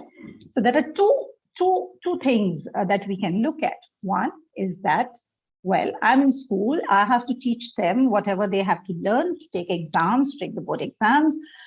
They have to do well in the board exams. You know, it matters for the school, for the management, it matters that my results are good. On the other hand, we are school teachers because we want our children to fly. We want our children to discover. We want our children to know more. We want them to have wings and to go. And when we're teaching them a foreign language, what are we giving them? We are giving them those wings. We are telling them, go, fly, look at the world, it's beautiful, beyond English, beyond all the beautiful regional languages that we have in our country. You see, the children in our country, apart from our regional languages, the exposure, unfortunately, that they have is to English, and the world that is projected through English is not really the world which is outside, right? I'm sure all of you agree with me, because when they learn French, they are looking at a different world. They're not looking at France, but they're looking also at all the Francophone countries all over the world, right? So first question you ask yourself, why do I want to be a French teacher? Now, who is my learner? Who is my learner? So you see all these pictures that I have made a kind of collage for you is the kind of students that you will get. So when you are a school teacher, it doesn't matter how good your French is, how many qualifications you have in French, you have to know how to relate to those little souls who are in front of you. So first, you have to be a mother to them. You got to be a guardian angel to them. You need to be a mentor for them, right? Because they are young, they are impressionable, they need you, they need your affection. You have to be sensitive, and they're so sensitive. They're so sensitive, especially today on the online mode. We are facing a lot of problems, you know, with the children, because they're having a lot of emotional problems, they're having psychological problems. So you're not only teaching them a language, but you're also reaching out to them, whether it's on the online mode or on présentiel. You're always there for the children. So it's not only being a language teacher, but also accompanying them through their years in school, and especially those impressionable age in school. Of course, then you have the attentive and not so attentive, and you know, you have all kinds of students, but then that's the idea of being a good school teacher. You should be able to deal with every situation that you come across. Now, lots of constraints in school. It's not a bed of roses, not at all, far from it. Okay, so you're going to tell me, ma'am, you're talking all about the good things, but what about the other things? Yes, a lot of constraints. First of all, huge groups. In some schools, they have 50, 60 students. Yes, but we deal with it. There are ways. How do we deal with it? So IFE organizes lots of training programs. The associations organize lots of training programs. So all teachers, it's a prerequisite to attend all training programs which are French specific, or also which are specified by CBSE or by NCERT for that matter. Of course, resources nowadays at the click of your mouse, you can get plenty. It's une mine d'or. You just go and you get all the links, you get all the resources. Salaries, I already spoke to you about salaries, they change. And the duration, yes, class durations, of course, once again, they're short durations, but you see, I'm also a trainer, and I always tell my colleagues, I always tell my colleagues, please don't talk about time. Even half an hour, you can do a lot of things. So those are no excuses. If you're a good teacher, if you know how to reach out to your children, you can do it even in 5 minutes, right? So these constraints are all, you can jump over them. There are no hurdles. Then, now, the most important thing, I believe, is that you have to be passionate. You have to be passionate about your profession. You have to love your profession. So what I've seen in the last 1.5 hours that we've been over here, I have seen that you are very passionate teachers, going to be teachers. I can see that you want to work on your qualifications, you want to be better, you want to do your master, etc., etc. Finally, you come back to India and you want to work in India. So what are the options you have? You have school level teaching, you have Alliance, and then you have university. So at school level, please don't think that it is only French as one of the subjects. No, we are doing a lot of work at school level. We are doing a lot of collaborative work. We are doing a lot of interdisciplinary work. We are working with other departments of the school. We are working with the social studies department. We are working with the music department. We are working with the art department. We have collaborations with France. We have partnerships with schools in France. We have exchange programs. It's very exciting. It's a world which is extremely exciting, let me tell you. We are preparing our children for the DELF junior exams. And then, of course, there are a whole lot of training programs which are focused onto school level teaching and where we all share resources and we are constantly updating ourselves. Publishing houses have great need for school teachers because they are constantly looking for content writers. They're looking for editors, tutors. Online tutors are a big thing today, right? So there are all kinds of things possible when you are a school teacher. So it's not just that, oh, I am a school teacher. Well, be proud of being a school teacher, right? So our objective as being a school teacher, like I can just tell you in a nutshell, I would just like to tell you that we are not only talking about France, we are talking about Francophone cultures. We want our children to be global citizens. We want to see our children really, like I showed you in the first slide, to have wings and fly. I just want to tell you one thing, you know, our students are applying for the Erasmus, they are doing twining programs. I have a lot of my students today. I've been in this school for 20 years. So you can imagine the number of students who have gone through my hands and they are doing so well. And they look back at me and they say, ma'am, I was in Provence, and when I was in Provence, he's doing business with perfumes. And he says, ma'am, I thought of my French class. Yesterday, I met a student in class who has done his culinary course from Institut Paul Bocuse, and he's working as a sous chef in a restaurant in London, central London. And then I have another student who is doing fashion, and then another student who is at École Polytechnique. I can go on, the list is very long. And they look back and they say, ma'am, we remember our French classes, they helped us so much, right? So I think children, I think, oh, I'm sorry, I called you all children. You are my children. I'm so used to saying children. Yes, so please do understand that when we are school teachers, we are also teaching children to be sensitive towards the other. The other is the person who is on the other side of the globe. And also, we are highlighting our own culture, speaking about ourselves through French with the others. So when our children go out in the world and when they come back and they give you a merci, I think that's the biggest gift that one can get. So thank you so much. I'm waiting for your questions. I get carried away. I'm really sorry about that. All right. I just want to share this little quote that, Father Kevin was one of our resource persons during one of our webinars that we had. And he said, we are not goldfish of a particular institution pond, but a community that spans the globe. And I think that's what we are here for as French teachers. So, soyez fiers, enseignants de français.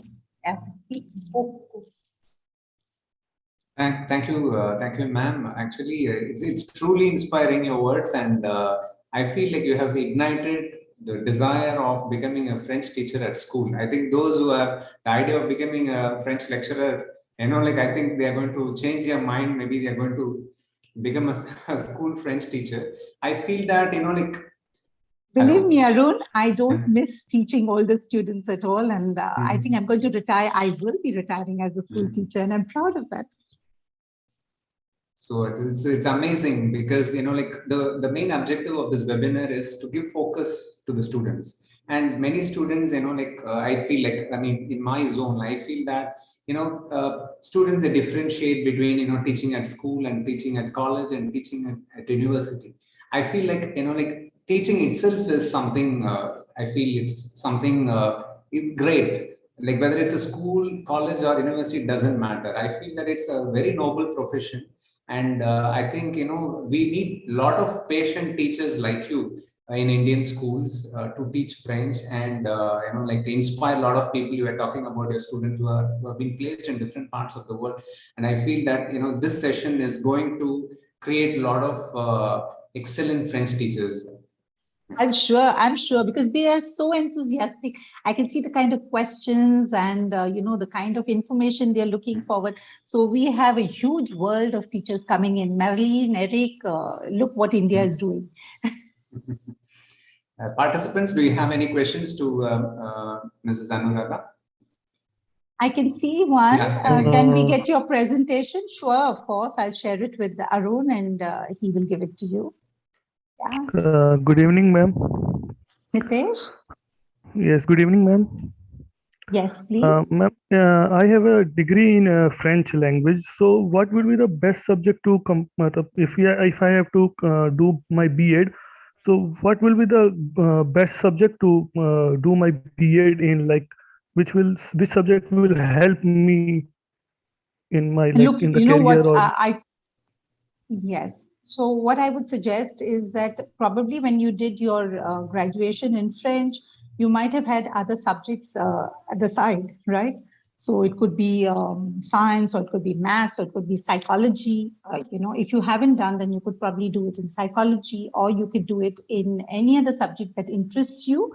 Because do remember that at any point, if, you know, this also is a query which I don't think any of you have come out with that, but some of you might have this query: what happens if they stop French in the school, right? So if you have a B.Ed in another subject, that also helps you to teach something else along with French. There are many teachers who do have that. So, and of course, English is always there.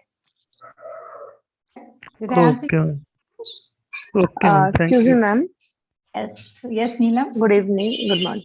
Actually, I'm also a teacher, French teacher. I just want to ask, is there any way that we can, since I'm teaching for, I guess, 8 to 9 years at the TQT level, so I find that there's some kind of a content which is like kind of which need to be enhanced, which need to be changed as per the time.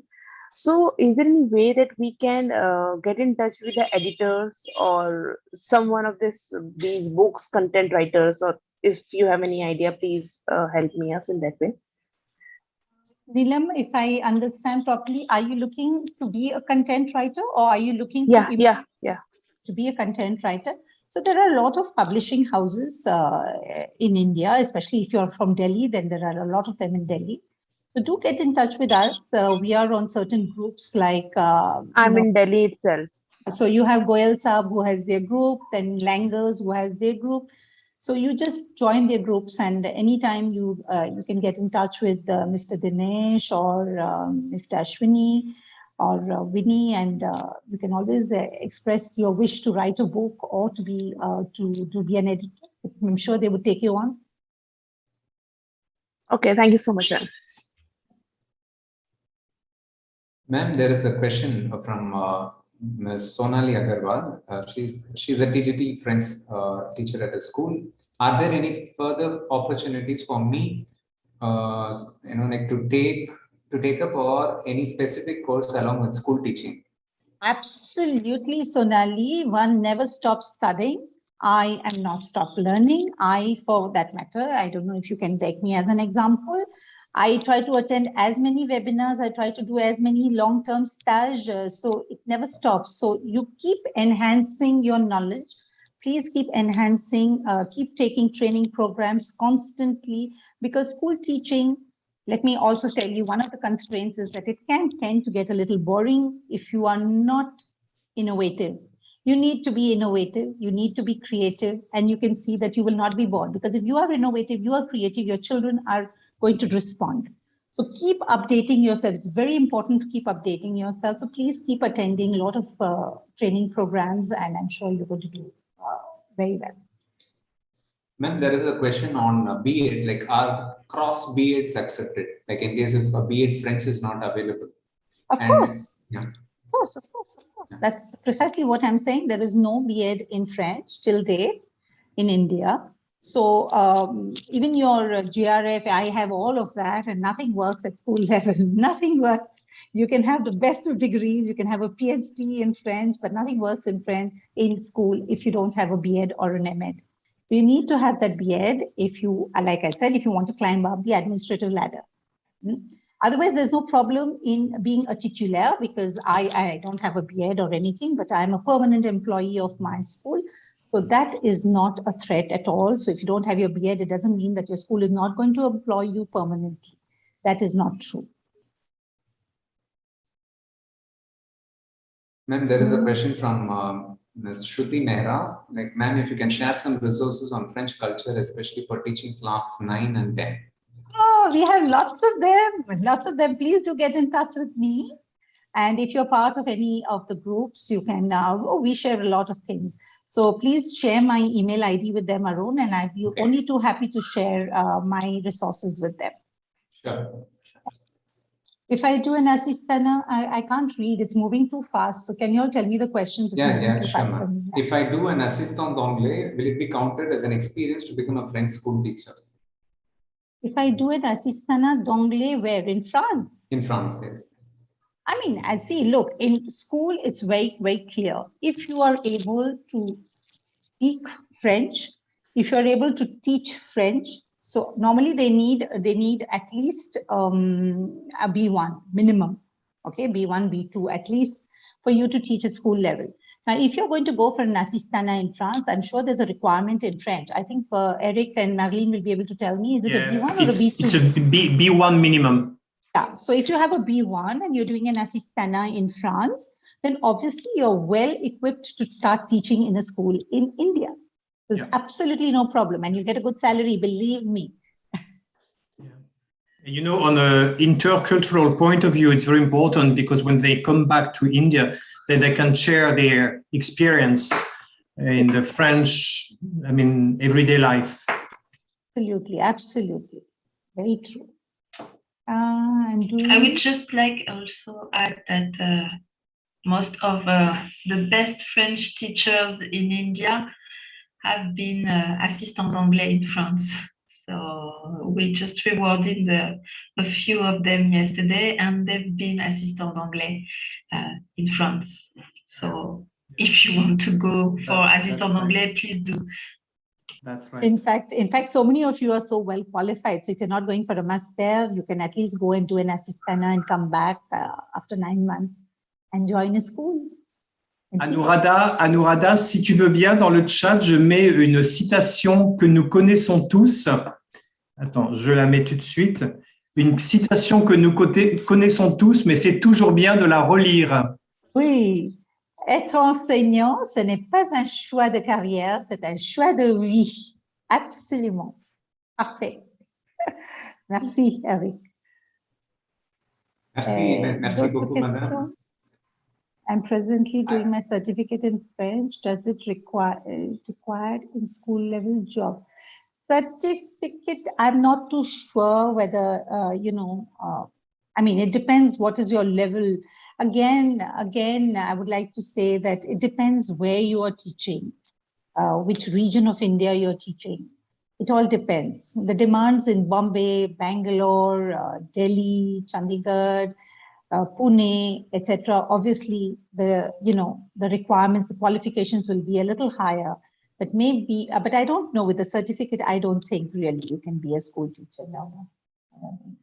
Ma'am, there is a question. Actually, a person asks whether like the associations, whether it could be IITF or AIFPRO. Okay, why can't like the associations suggest an equivalent course to BA to the government so that the students get benefited? So they're just asking your point of view regarding this. Arun, we have tried it. In fact, I have also been part of, when it was under the planning process, but for some reasons, for some technical and some administrative reasons, it never happened. But I really do hope IGNOU takes on the initiative again, because there's a huge demand. And on my personal behalf, I will definitely speak to the teacher concerned at IGNOU if it can be, it can be reignited, the whole process, and we can really work towards having a B.Ed in French, even if it is through distance mode, through IGNOU, if it's possible. Thank you. Thank you.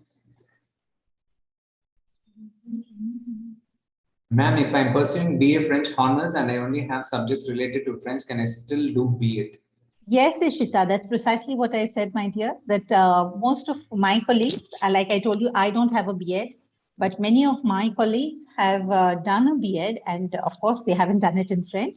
They have done it to any other subject that they have been interested in, maybe history, maybe geography, could be English, could be any language or any subject that they are interested in.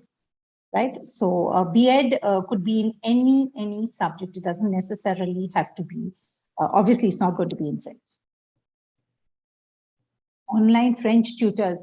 Well, to be an online French tutor, I mean, anybody can be a tutor if you know how to teach.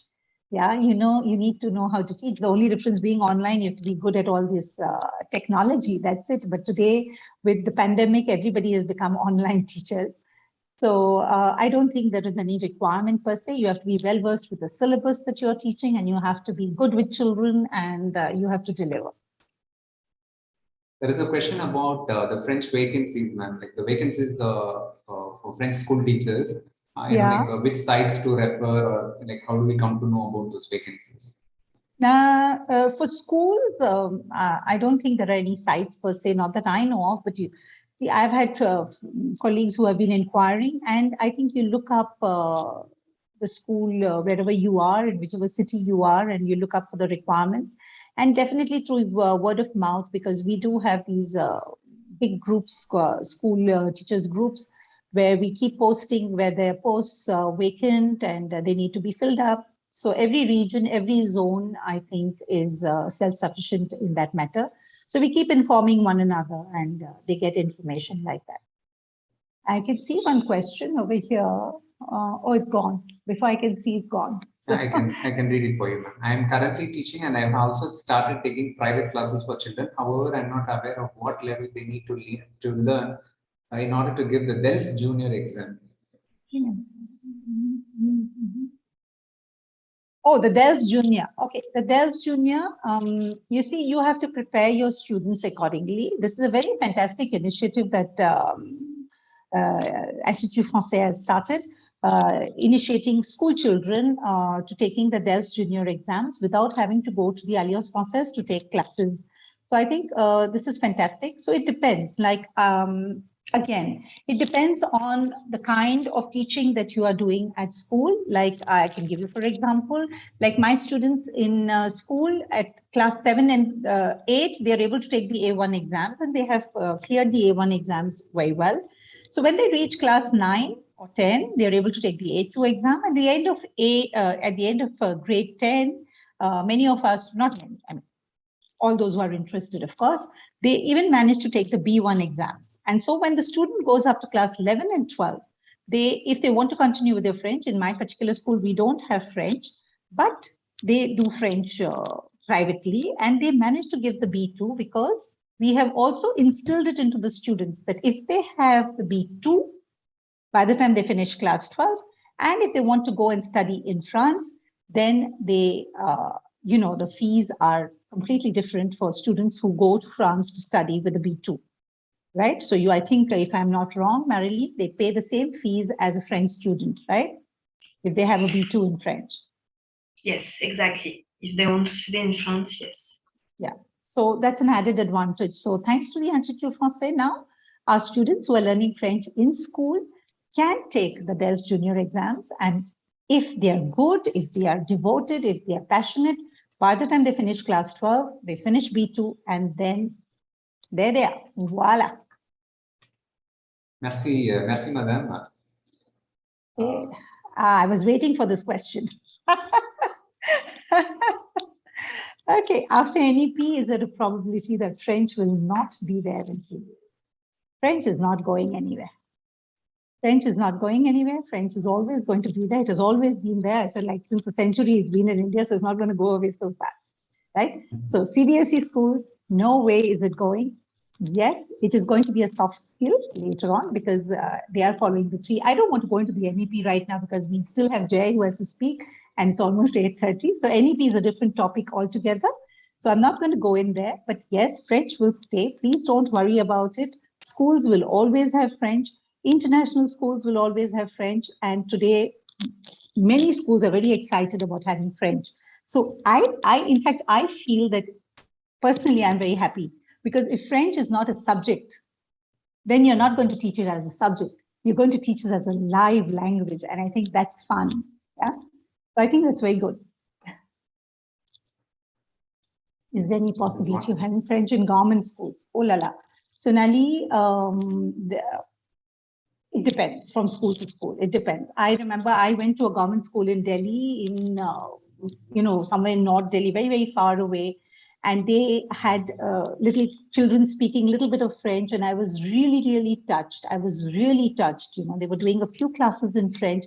So it's not really prevalent in government schools, unfortunately. KVs did start at some point, but then Kendriya Vidyalayas, when I say KVs, Kendriya Vidyalayas, they started with German, they had a little bit of French, but nothing worked, unfortunately. So it is a public school, private school kind of thing at present. Merci, madame. Merci pour, je crois qu'il y a une dernière question sur la présentation. I think the presentation, ma'am, will be sharing it with me, and I will share my email ID. You can send a request. We will send it to you. No problem. And merci beaucoup, madame. For all the patience you had in answering all the questions. Well, we have to be patient as school teachers. And all the best to all the lovely teachers to be over here. And God bless you all. Merci beaucoup. Merci beaucoup, madame.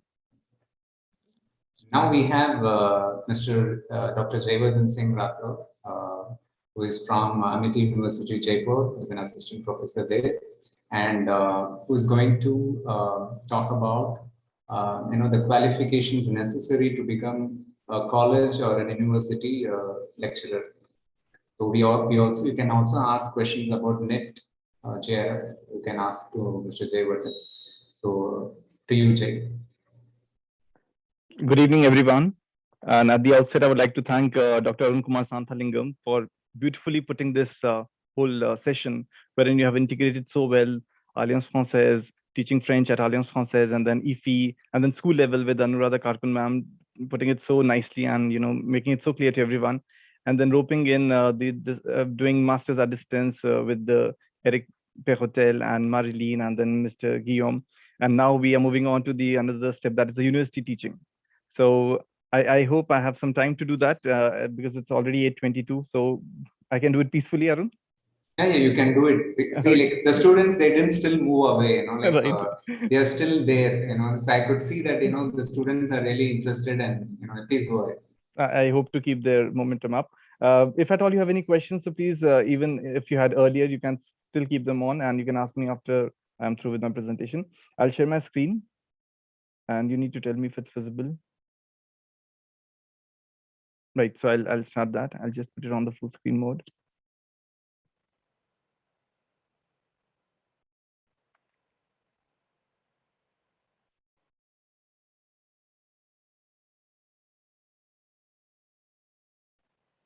All right, so I am Jayavardhan Singh Rathod, and I am teaching French at Amity University, Rajasthan. Today's topic is succeeding in NET JRF exam to become a university teacher. So first and foremost, let's understand what does this exam is all about and what does it mean. So University Grants Commission, which is UGC, has this exam that's called National Eligibility Test. That is one of the important exams that one has to write to be a part of university teaching. So UGC NET is an all India examination, which is a test to determine the eligibility for an assistant professor. So that is the beginning level, that is the beginner's level wherein you start teaching at a university. And also you get entitled to a junior research fellowship if at all you have a higher percentage in terms of the marks that you receive in that exam to be a part of the Indian universities or colleges. And it is the Ministry of Human Resource Development, Government of India, that has established NTA, which is the National Testing Agency. This is the agency which conducts this exam. And this exam is a CBT, which is computer-based exam now. So you sit with the system, and of course you have a center when you fill the paper, as in the exam. You fill the exam form and you are given a center. You go to the center, but it is not anymore like a pen and a paper kind of exam. It is more of a computer-based test. And it is basically to determine the eligibility because as I was mentioning about that, we start with the assistant professor level, and that's how we grow and we move ahead, and then we move to the associate professor level, and of course the highest level is the professor level. And this exam happens twice a year, in June and in December. But in the recent years, I mean, in the year 2020 and even this year, we saw that there was a little bit of irregularity because of COVID crisis. So they recently conducted the exam, putting in batch the 2020 batch and also the 2021 batch. So as and when the dates are out, it comes onto the website, and then people get to know about the exam. So very soon it will be out again to fill the forms, and then one who is interested could take the exam. Now, if I talk about the eligibility as to what qualification one should have to be able to write this exam, minimum is 55% as a score of a master's degree in that subject. So for French, it is Masters of Arts in French one has to do to be able to write this exam. And of course, for specific categories, the percentage is different. So it is 50% for the remaining categories. Also, someone who is in the final year of Masters can write this exam, or someone who's already qualified Masters in French, which is Master of Arts in French, could also write the exam.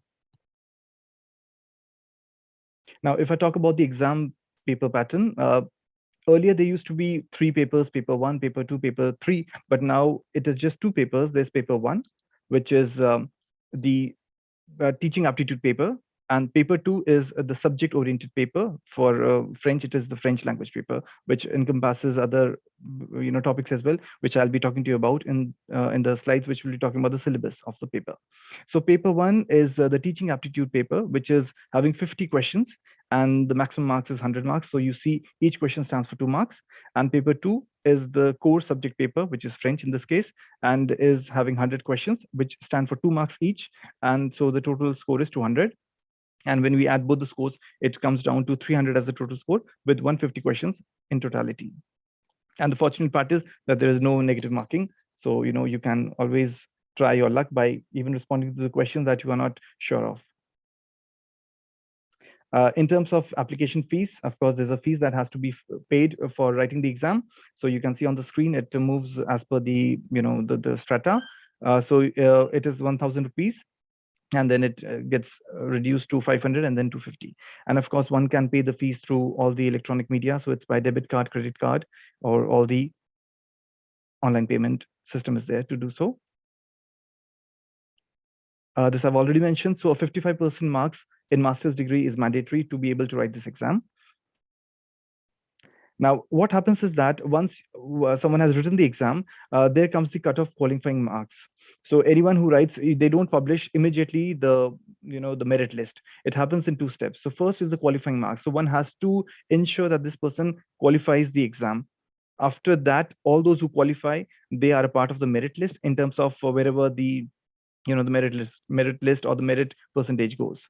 So to be able to qualify the exam, it is 40% marks, which is for the paper 1, and 40% marks for the paper 2. So as I was mentioning, it is 100 marks paper for paper 1. So it stands to 40 marks. And for paper 2, it stands to 80 marks. So that's how one qualifies the exam. And similarly, you can see for it drops down to 35. If I talk to you about the recent cutoff, so for June 2020, the cutoff went as in the after cutoff, which was the qualifying cutoff, the subject category wise cutoff went, which is like the merit list. So if I talk about the merit list in French, it was 61.33%. And if I talk about JRF, which is Junior Research Fellowship, about which Dr. Arun Kumar Santalingam spoke in the initial phase.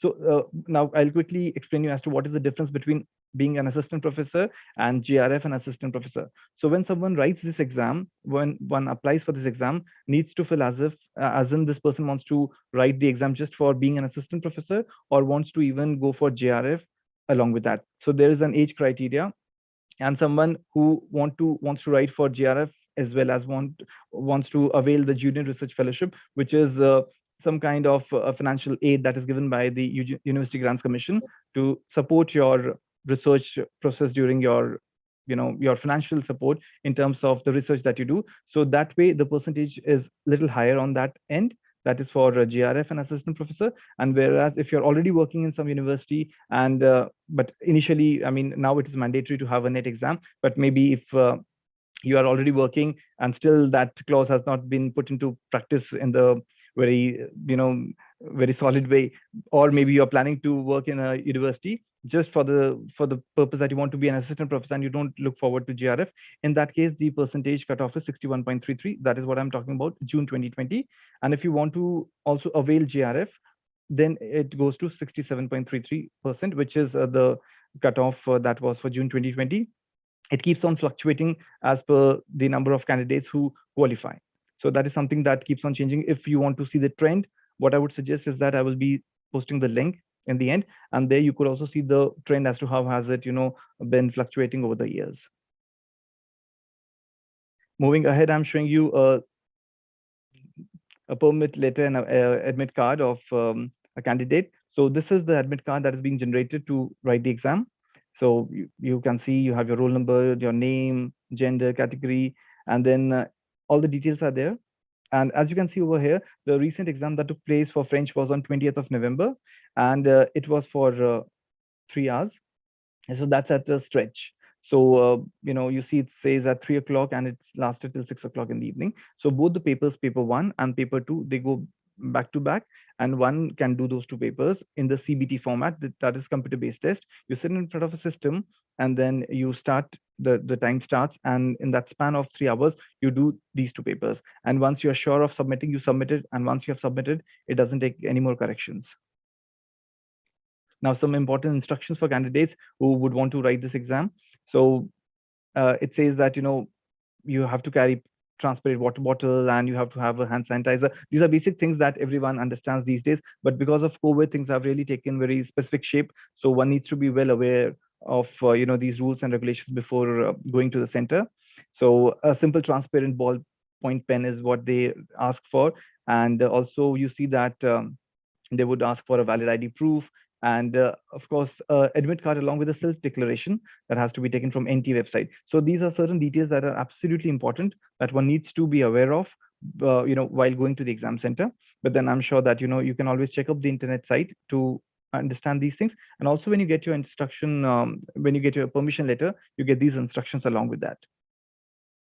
At the same time, you see that there are certain other parameters which are written here that, of course, your shoes and footwear with thick soles and garments with large buttons are not permitted. So these are certain things we tend to forget at times, and that may create a hassle for the people who want to write the exam when they're stopped at the checking center. So it has to be really done in a very meticulous way so as to not to break the momentum of taking the exam. So that's also one of the parts of this presentation, that the mindset that you have to write the exam should not be hampered at all. So you should be well aware of everything that you have to do before the exam. During the exam, they would provide you a mask. So even if you're wearing your own mask, they would ask you to remove that, and one would have to wear the mask that is given by them. And then, of course, you will be sitting at an area which will be sanitized. So you'll have your keyboard, mouse, webcam, desk, and chair, and then you'll be doing your paper in the examination lab or the room hall. So these are certain little details that I wanted to share with you as well, because they would also, end up creating a good score.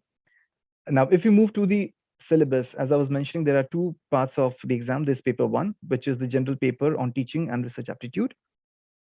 So the main objective is to see the teaching and research capabilities of the candidates.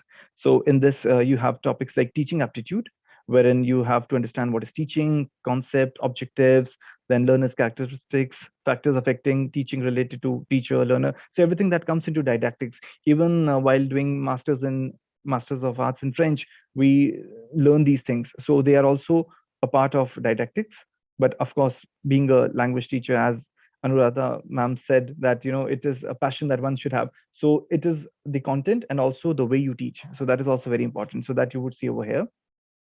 At the same time, there will be questions based on research aptitude. So you have to understand how to work on certain questions like research, then methods of research, steps of research, because that also paves the path for moving ahead in life. And of course, one who does teaching at university level ends up writing research papers and would also land up doing PhD later on, which is absolutely mandatory from the year 2023. So that way, research aptitude has to be developed. So during this preparation, when one does this person also develops on the research aptitude of oneself. Then comprehension, a text will be given and questions will be asked that has to be answered. Then communication, then you see all the criteria related to barriers to effective communication, because that's what teaching is all about, being able to communicate and being able to justify what you want to pass on to the students as a message. Then mathematical reasoning and aptitude test is also a part wherein basic questions of number series and letter series, codes and relationships are being asked to the candidates.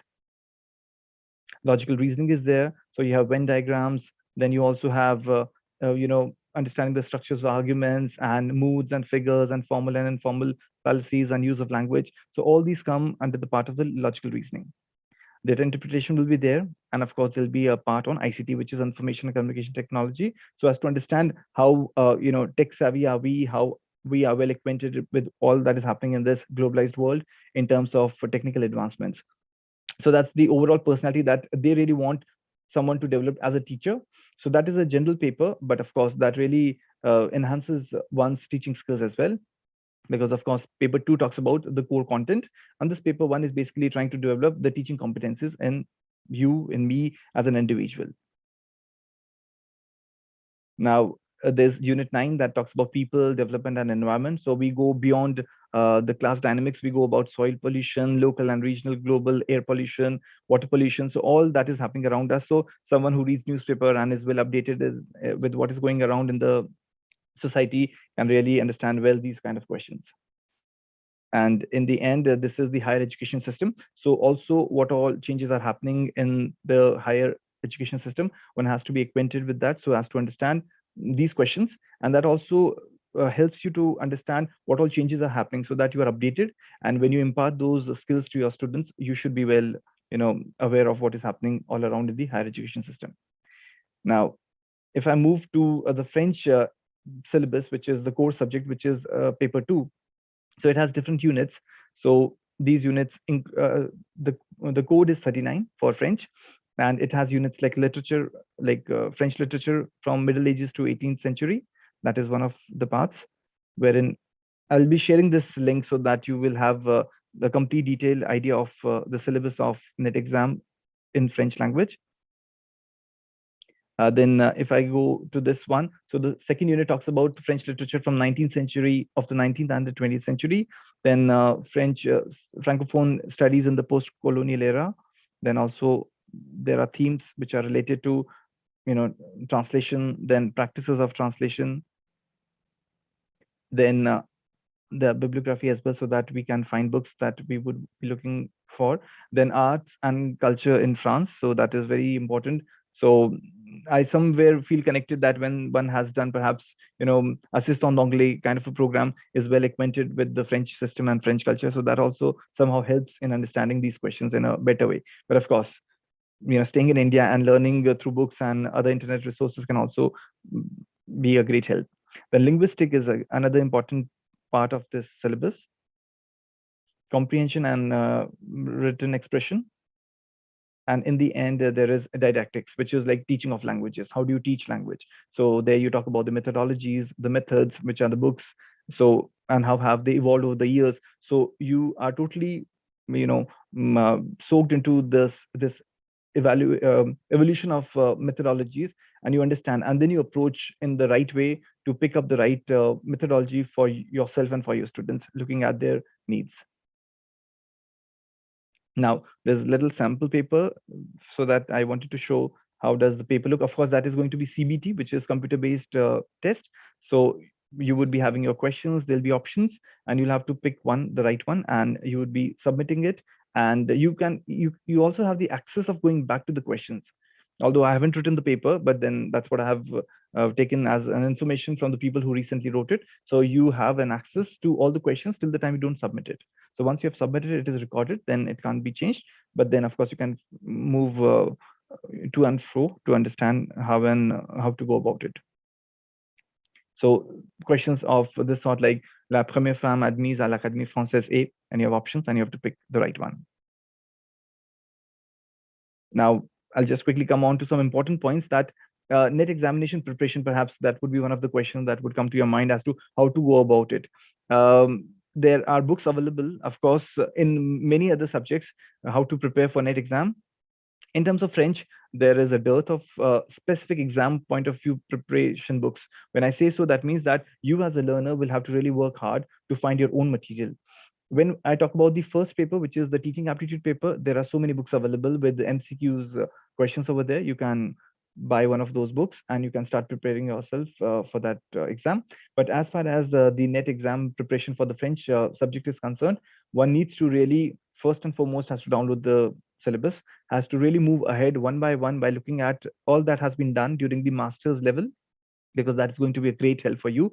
And once you have really identified as to what is your strong area, you really work intensively in that, and something that you're not very sure of, you can really keep it at the second level, as in you can just have a little idea about it, but you can really focus on to something that you are really interested in, and that really gets you going for the preparation thing.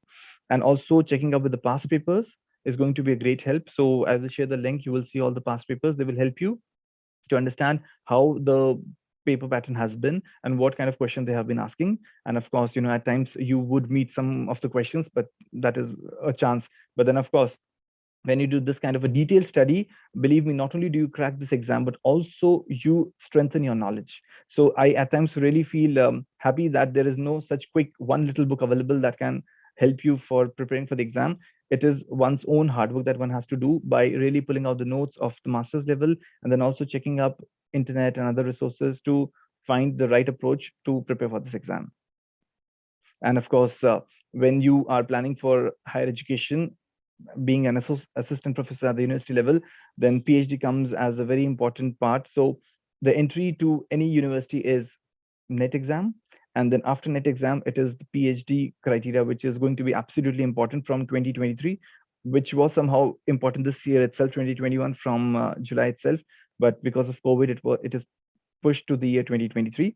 So of course, so NET and then PhD. These are two steps that are like the stepping stones when you move into the university level teaching. This is the letter that I wanted to share, which has come from UGC, which talks about that it was initially 1st of July 2021 that they were trying to put PhD as one of the criteria, mandatory criteria for appointment of assistant professors at university, which has now been taken to 1st of July 2023. So still there is some more time for teachers, young teachers, budding teachers to really prepare themselves in terms of their qualifications and to be a part of the university teaching. This is the destination. If you really follow your dreams and passion with a sincere and organized approach, I'm sure you would, get your destiny very easily. And these are certain useful links that I'll be sharing right away. And in the end, that's my email ID. If at all you want to write to me and want to have furthermore answers for your queries, I'll be more than happy, but still I'm there. You can ask your queries to me. I thank you all for your kind attention and for being present here for this session. Thank you so much. Yeah, thank you, Jay. Merci beaucoup. Merci. In fact, college students, like I still remember the days when, I took my first, my JRF, my NET exam. It was quite difficult because, we didn't know what to, what to learn. So it was, just revising the portion we had in MA French, and, we had to just appear. Now I think we have, a lot of inputs for, appearing for NET exam, especially for the first paper, the general paper. And Jay, I think we have some questions in the chat box. Yeah, I'll just look at them. I hope, can foreign nationals apply for NET? Oh, that's an interesting question. I've never thought about it, but I think no, it's not. It's for the Indian nationals that they are taken up. I mean, that's a very interesting question. I think the answer is no for that. That's I have really not a very clear picture about that. There is one more question, Jay. Once PhD becomes mandatory 2023, will NET still be considered as a requirement by the universities? Absolutely, absolutely. I mean, the first step is NET exam and then PhD. So even NET exam is mandatory. It was always, but then there were certain way outs for some private universities to recruit teachers as assistant professors. But the NET will always be there mandatory. From 2023, both will be mandatory. You have to have your NET exam and then PhD as well. But for the moment, NET is absolutely I mean, that is obligatory to be a part of university teaching. And there's a question from Samriddhi. Is it mandatory to clear a NET to apply for professor post in universities, or will enrolling oneself for PhD can also be considered by the universities? No, just by enrolling for the moment, yes, you can show, for example, if there is some government university that is they're offering the vacancies, then in that case, NET is mandatory. You cannot do without NET. You'll have to have your NET exam, but of course, they have made this PhD optional for the moment. So NET is mandatory. I mean, you can't do without NET at university teaching. And there is one more question. That's an interesting question. Are candidates, holding a master's degree from French universities eligible for NET exam? Now, this is very interesting. See, anyone can write NET exam. That's not a problem.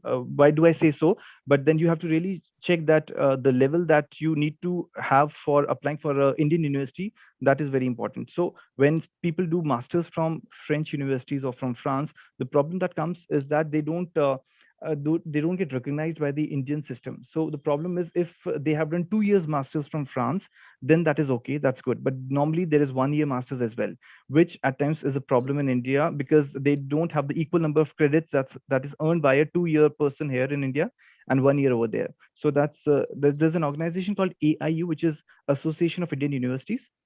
It is working on checking the credit mapping. So when I say credit mapping, they're trying to see as to how many credits one has earned when this person has done this master's course for a year or for 2. 1 year, of course, you will fall short of credits, that's for sure.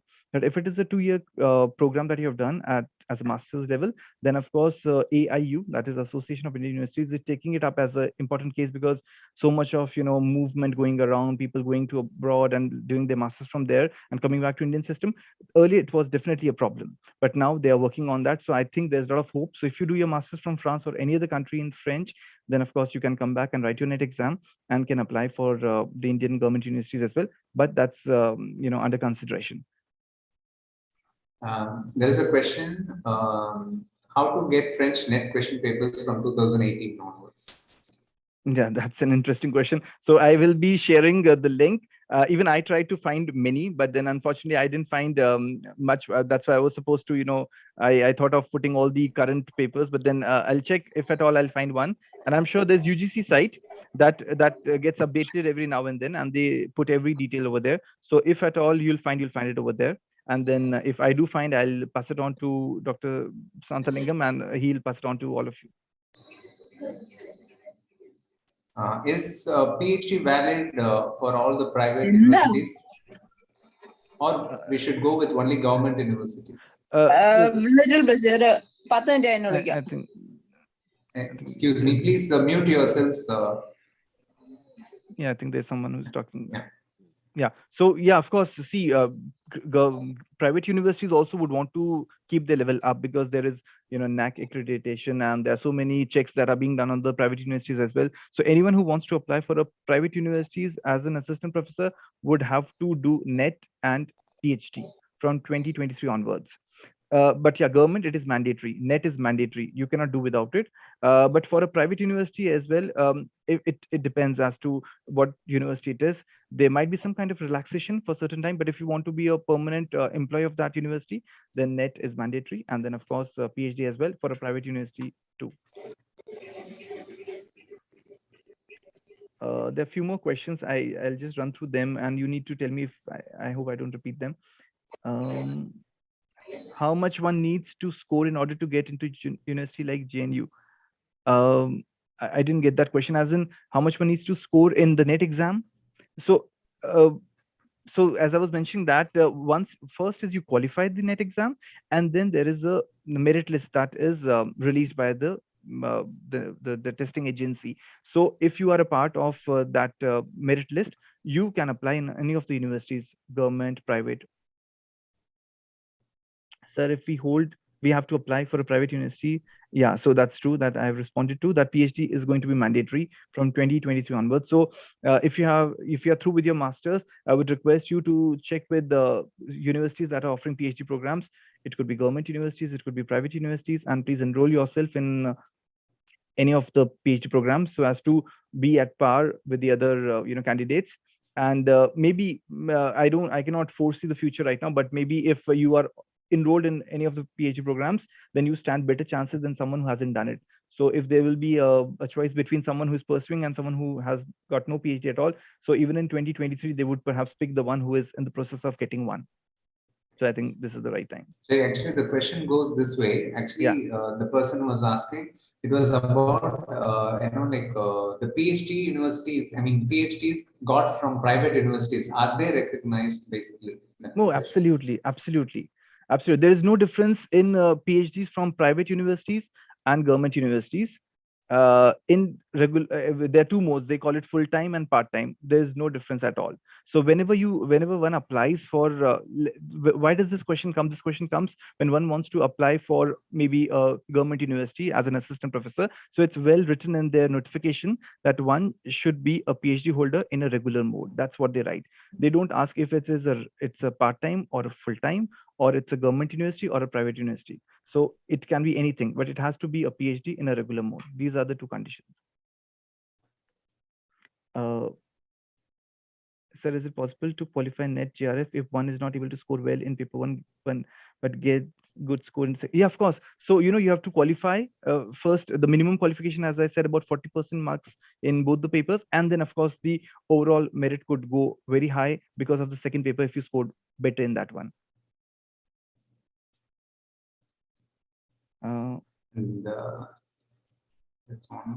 How much is the average salary of an assistant professor? So that's an interesting question. Yeah, we all, of course, we work for something that, it should get us, on work every day. So that is an interesting question. So what I suggest is that in terms of private universities, it can vary, but then of course they do stand with the notion of paying as per the 7th pay commission. But in government universities, of course, it is 7th pay commission. So, at the starting salary, if I give a rough figure, it might be somewhere around 60,000 rupees a month, which is the starting one, because they have the pay band of 15,600 to 39,100. That's what they start with. That's the pay band, and the grade can move from 6,000 to 7 to 8. So that way, 60,000 is something like a rough figure if they really want to know the amount what one gets after getting recruited at a government university. But of course, private also varies. It also depends. In private, it does vary because it really comes from the fact that what kind of experience you have, what is the need, as in do they really need, do they urgently need? So that kind of a negotiation could always be done in terms of private universities, but not government ones. Is it mandatory to do NET exam to become a prof in colleges? Yes, NET is mandatory. I mean, at higher education, we cannot survive without doing NET.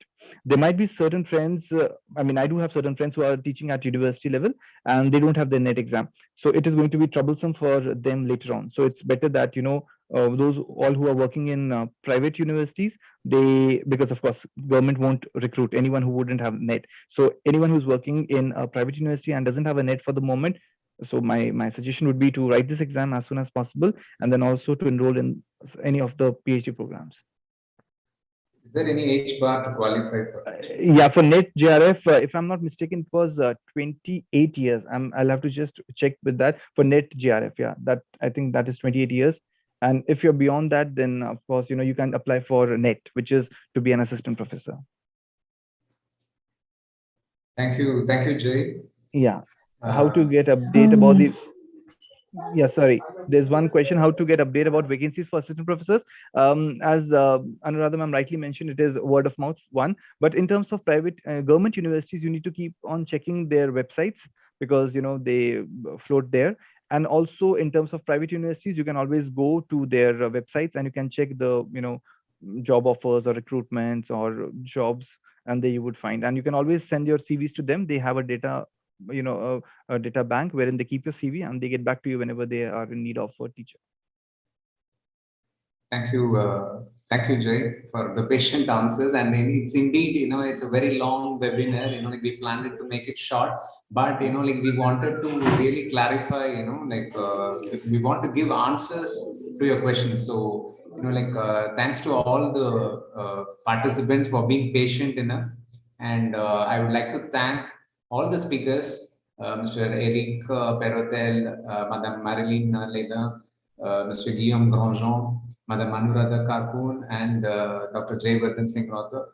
All the speakers, you have given, your best, all the information you could give, maybe it could be links, or information, and it was really a great, webinar.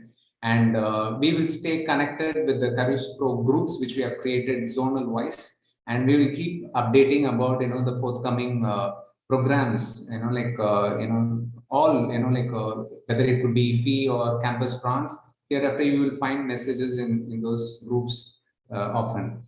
And all the best for everyone, and I'm sharing the feedback form, and you can fill this feedback form and you'll get your certificate of participation. And just one thing to remind us, every day, it can generate only 100 certificates. So in case if you don't, if you couldn't access today, you can access the feedback form tomorrow or day after tomorrow, and you will get your certificate. So please be patient. I'm sharing the feedback form now. So it's shared now, so you can, yeah. So thanks a lot. It's a great day, and I think we did justice to Journée Internationale des Professeurs de Français. I feel that I think there are nearly 107 participants here, and all the best to all those students who are going to become future stars in the field of teaching French. Thank you one and all, and have a nice evening, and hope to catch you soon with some other interesting webinars. Bye. Merci, au revoir. Au revoir. Bye. Au revoir. Au revoir. Merci. Bonne soirée. Merci beaucoup. Bonne soirée à vous. Bonne soirée. Merci beaucoup. Soirée, merci beaucoup. Merci beaucoup. Merci beaucoup. Merci beaucoup. Merci beaucoup. Merci beaucoup. Au revoir.